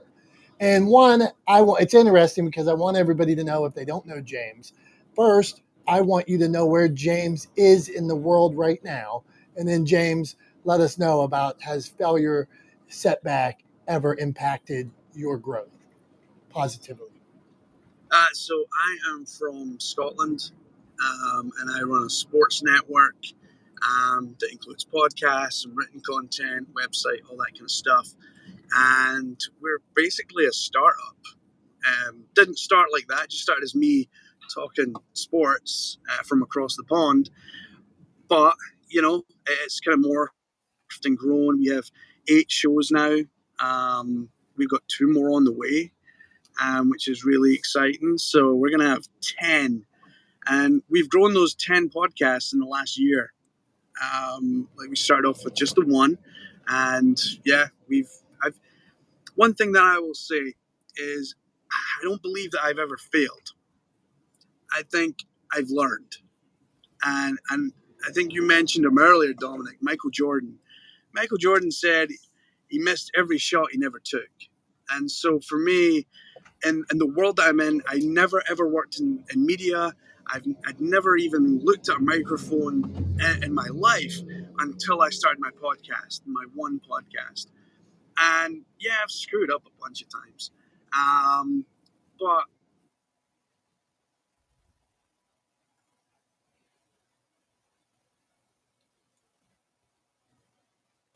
Did we lose Michael, or did we lose James? Yeah, I think we might have lost him to one of those small towns he was Okay, look, traveling here's me through. holding up my phone, seeing if I'm using some people use Club Deck. I'm using it from my phone. That I'm not sure. I tried the Club Deck.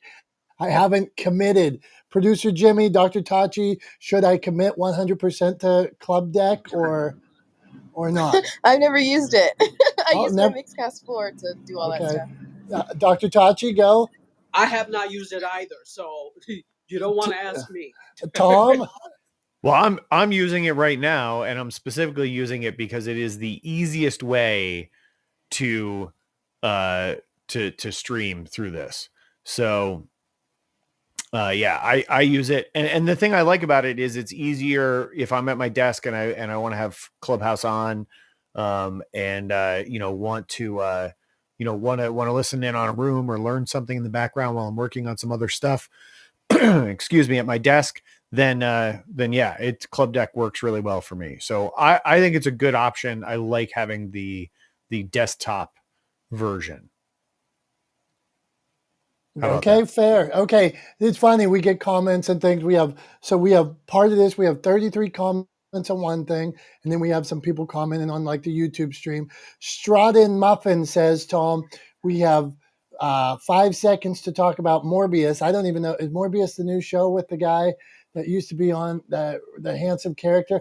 I would say is that right, Tom? The guy that Morbius is the new movie, the new Marvel movie. And I think Strontium Muffin, which is quite the screen name, is on Twitch, watching us on Twitch, would be my guess. So I think Strontium Muffin. What's that guy's name? He was in that the band, and he's every woman loved him at some point. Super handsome, and he tries not to look handsome sometimes. What do you think about that, Dr. Tachi? We're going back to Dr. Tachi, then James. Dr. Tachi has a pre-show to her show where she talks about things like this. So that's all you're getting on Morbius, what Dr. Tachi wants to tell us about Morbius. So Dr. Tachi, you're up. Well, then we're going to get even less than that because I haven't even delved into that yet. Okay, next we're back to James.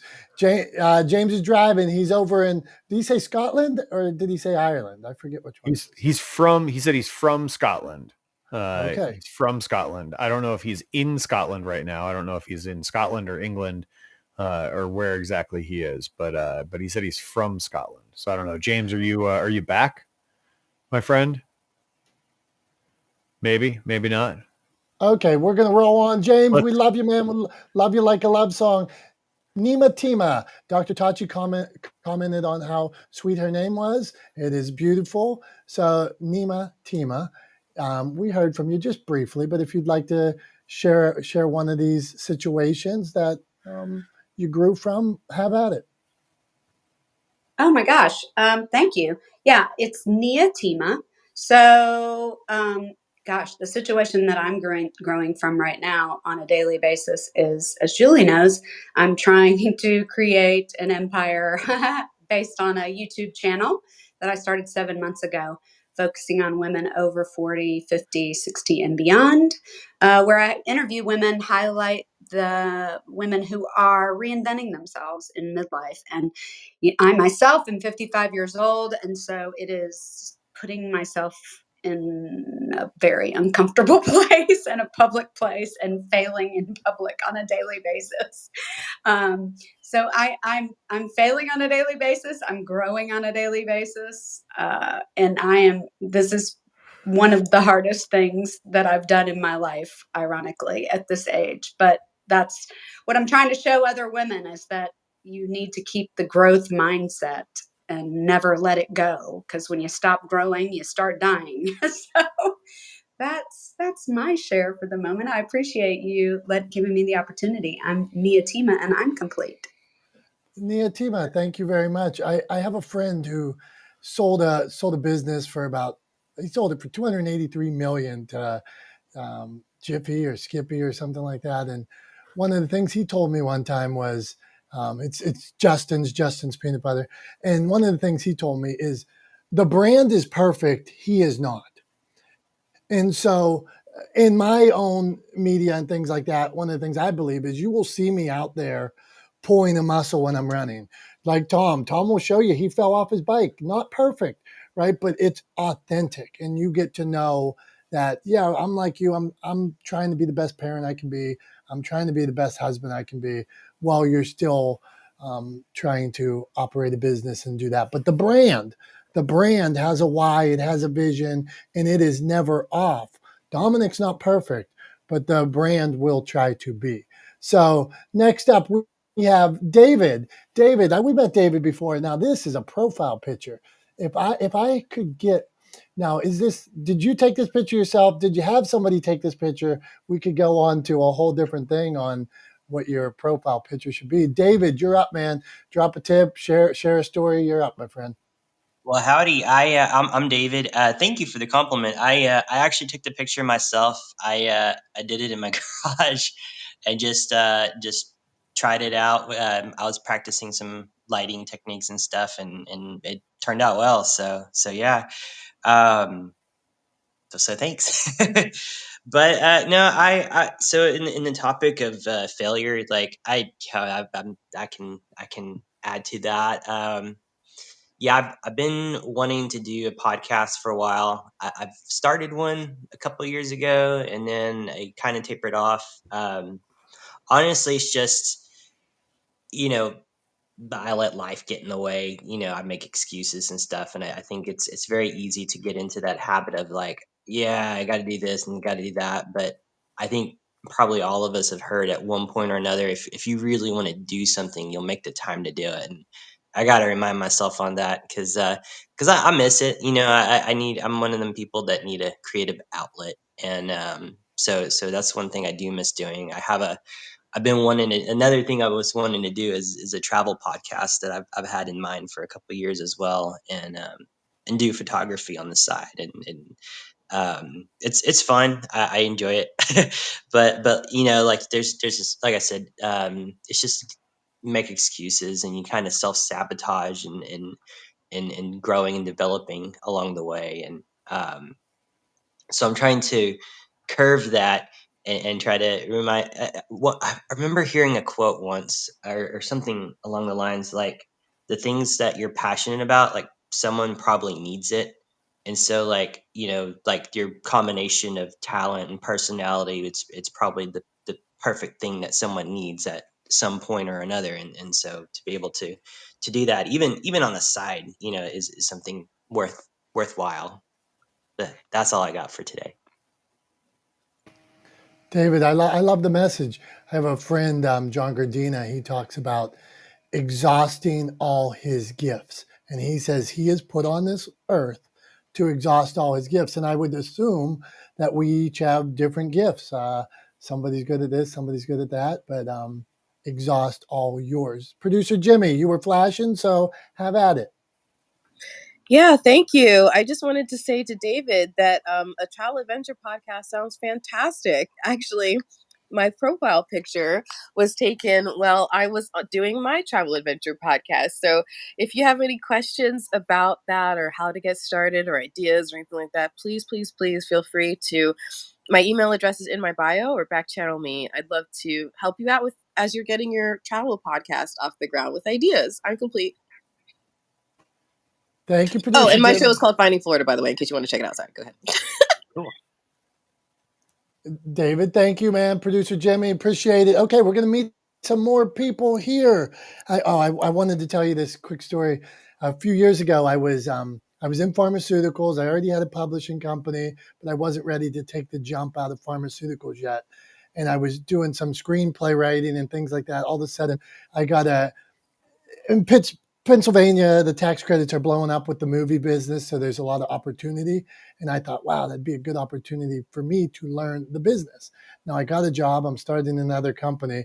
I took a job with Netflix. I went through an obstacle course in my car, passed the obstacle course, and I became a stunt driver on it was Sweet Girl.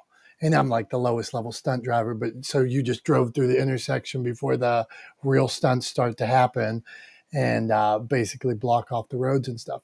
But I did it all night after working all day in pharmaceuticals, and there was no sleep. So for like however many days at a time, 3 days, 5 days at a time, you just skipped it. Well, why did I skip it? Well, it wasn't like I was making $1 million or anything like that. It was something I was passionate about, something I wanted to do. It was an opportunity. So you find the time, you make the most of it. And I learned a ton from it. So don't pass up those opportunities when they present themselves. Take it. You'll figure it out. You can sleep later. Okay, on to Freddie. We're going to meet 3 new people. Well, not new, but Freddie met Freddie before. Linda, it looks like she's holding up her book, and Leslie with a fancy hat on. So Freddie, you are up. Thank you, Dom. Thank you, everybody. And what a wonderful topic. I mean, just the coming to this room today was excellent, and I so agree with everybody. And James said something that really resonated with me, and it's like failure. I don't think that I ever fail. Fail. I just think that I learned, and based on that and all my failures, I'm 60 now, but ever since I was, especially when I was sexually, and I'm not mentioning this to feel like a victim, but it's to say that I started being sexually abused since I was 6 years old, and I felt a failure all my life. I was a failure. I was in drugs, alcohol. I wanted to kill the person that abused me.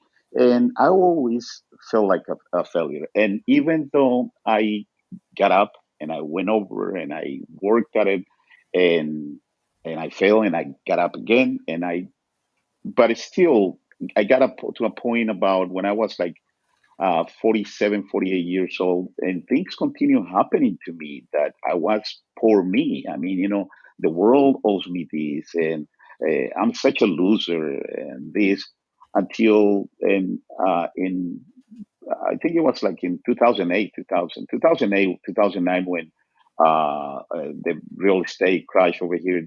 All the things that went on. I was a realtor, and I lost everything I had again, and continued. And at that time is when I said, no, there's gotta be something that I need to do. There's gotta be, like, at that time I had this moment of a awakening moment, and I decided to change my life. And I continue, and I decided to write a book that took me about 9 years, because every time I sat down to write, I felt so bad, and I cry, and I got depressed, and all that process. But I went through it. 9 years. I finished the book. I wrote it in Spanish about part of my life and everything. But ever since then, I've been growing and learning more and failing and learning more. Since I've been in Clubhouse, I said, you know what? I need to come up with something that is just like, stop doing the things to prove that I'm not a failure. Stop doing the things that I want other people to see of me. Just be yourself, Freddie. You've been getting up, doing this, you fail, you get up again, and you do all these things, and just figure it out. So I just started going and said, my life has been an odyssey. My life, and in order for me to write that book, I had to go to my when I was born, learn about my life, why things happened to me, and all these things. Man, you're not a loser. You're such a great person. You've been doing all this all your life. You're here. You wrote a book. You've done things, and this. So in order for you to, so right now I have a podcast. It's called United Voices, because I decided that we all have a voice, and it needs to be heard. We need to tell our message. Give our message. Other people need to hear that. But through that podcast, I started, doing this. But I decided to create a new one that I'm working on right now, and I'm working on everything based on this odyssey that I live. And this podcast is called Odyssey of a Loser, because I mean, to me, being a loser, it's been a blessing. It's been a blessing because I learned so much, and it brought me to be the person that I am right now. It brought me losing all the things I had to. I lost material things. I lost things, but I also lost the fear. I also lost the desire for revenge. I also lost all the bad habits that I had. So I became a winner losing, So it's just like, and I see a lot of people out there that are in the same boat, that they just probably don't see it that way. And that's why this podcast is more like for men between 45 and up, and for those women that want to help men as well and understand, because I see that a lot of people don't still in my age, we say to ourselves like, man, I could have done this. I could have done this if I would have done this. Or, I mean, we have so many doubts and things like that. But it's a work in progress. It's a work in progress. And you need to fail in order to see the difference between winning and losing. Thank you. This is Freddie, and I yield the mic. Freddie, man, great reminder. It's all perception, right? The failures, the setbacks. It's all perception. You learn from them. You grow. Okay, we're wrapping it up here. We've been on about 2 hours, but we're meeting two new people. We're going to meet Linda and Leslie, and then our dear Tom's going to take us out because I've talked enough. That I have officially talked enough. I don't want to hear my voice anymore. So you're going to hear Linda and then Leslie. So Linda, you know the topic, do your thing. Well, Dominick, I'm going to do the best I can, and thank you very much for inviting me on stage. This is my first time in this room, so I'm hoping everybody that I can stay on track of the topic. But hello, everyone. My name is Linda Robinson, aka Worth Beanologist. And I love the tone and the atmosphere in this room. It's so peaceful and calm. I back channel Tom regarding the 4 channels that he is using. I love it, Tom. I try, and I'm still working on doing a podcast. I do a live every Wednesday. Now it has increased to 3 other days during the week where I interview entrepreneurs, speakers, and leaders as well. But I would like to say we are different because God has uniquely and wonderfully created us and embedded in us the many natural gifts and components of them that each one of us, hold inside. However, it's up to us how many of those gifts we will stir up, activate, and manage that will usher us into our greatness. Our gifts, that means each and every one of you on stage, will make room for us if we allow them to. Whatever you do it scared. Use your gift of boldness. And I'm trying to, as I said, screen on 4 or 5 different channels. And it's a challenge every time, as Tom and some of you may have experienced. But through perseverance, I'm going to press and keep on pushing and pushing, get those podcasts going. And I will be back. Like I said, I love the tone. I love the atmosphere in this room. And thank you very much, Dominick. And I yield my mic. Thanks, Linda. I'm going to hop in real quick and just take 30 seconds to try to answer your back channel since I'm typing one-handed these days. It takes me a while to type out a message. But in terms of broadcasting or live casting, I know in your back channel you said you're using StreamYard. I'm using Restream. So we're using different platforms, and not all platforms are sort of created equal. They all have their own sort of benefits and drawbacks. But the one thing I would say in terms of having problems with lives freezing or the internet being unstable, that sounds to me like it's a product of your internet connection. And the number one thing I would suggest you make sure you're doing is whatever computer you're streaming from, make sure that it is not on Wi-Fi. Make sure that you are streaming from a computer that has a hardwired internet connection. Okay. So that's my number one piece of advice. If you want to have a super stable video for a live stream, That's what I'm using right now. Is I use a hardwired internet connection for all this live streaming that I do, and it works really well for me. So that's my number one advice to help. And I hope that helps answer your question, Linda. Really appreciate you being here. Thanks so much for joining the room. Next up, our last person that we're meeting today is Leslie. Leslie, welcome to the room. Share a tip, drop some knowledge, ask a question. The floor is yours. Thank you. Thanks for pinging me up, Julie. And just wanted to share and embrace everybody here. It's such a beautiful community. Podcasters, people in social media, but especially this room. I am a podcaster.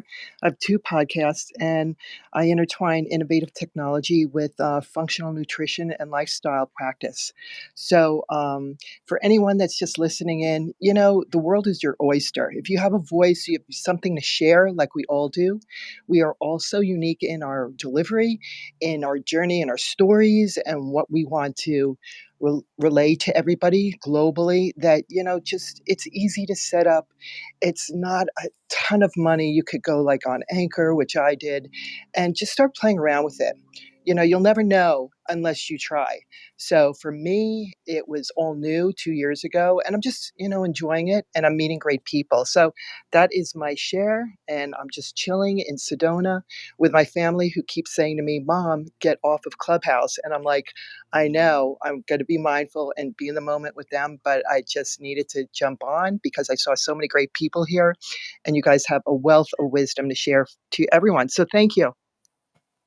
Leslie, don't ever leave Clubhouse. We need you on here. Seriously, I'm grateful. You guys filled my bucket today. So selfishly, you filled my bucket, and hope you can. I heard producer Jimmy say this Brady Bunch. I'm stealing this off you, producer Jimmy. She said Brady Bunch style. She said, look up, look down, look left, right, just like you're watching the Brady Bunch, and connect with everybody, and see how you guys can get out there and make a difference. Tom, like I said, I've talked enough. Take us out. Do your thing. I'm done. Thanks, Tom. Thanks for always hosting the room, running the room in only the way that you can. Really appreciate the opportunity to be a part of it.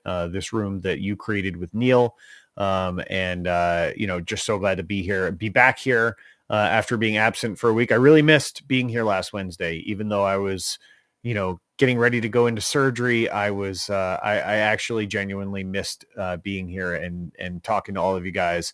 So glad to be back, and glad to have so many new faces here in the room. Thanks so much to everybody who's here, who was here, who watched the live stream. Thank you to Julie, the Pied Piper of Clubhouse, for pinging so many awesome folks into this room. Always appreciate you being here, Julie.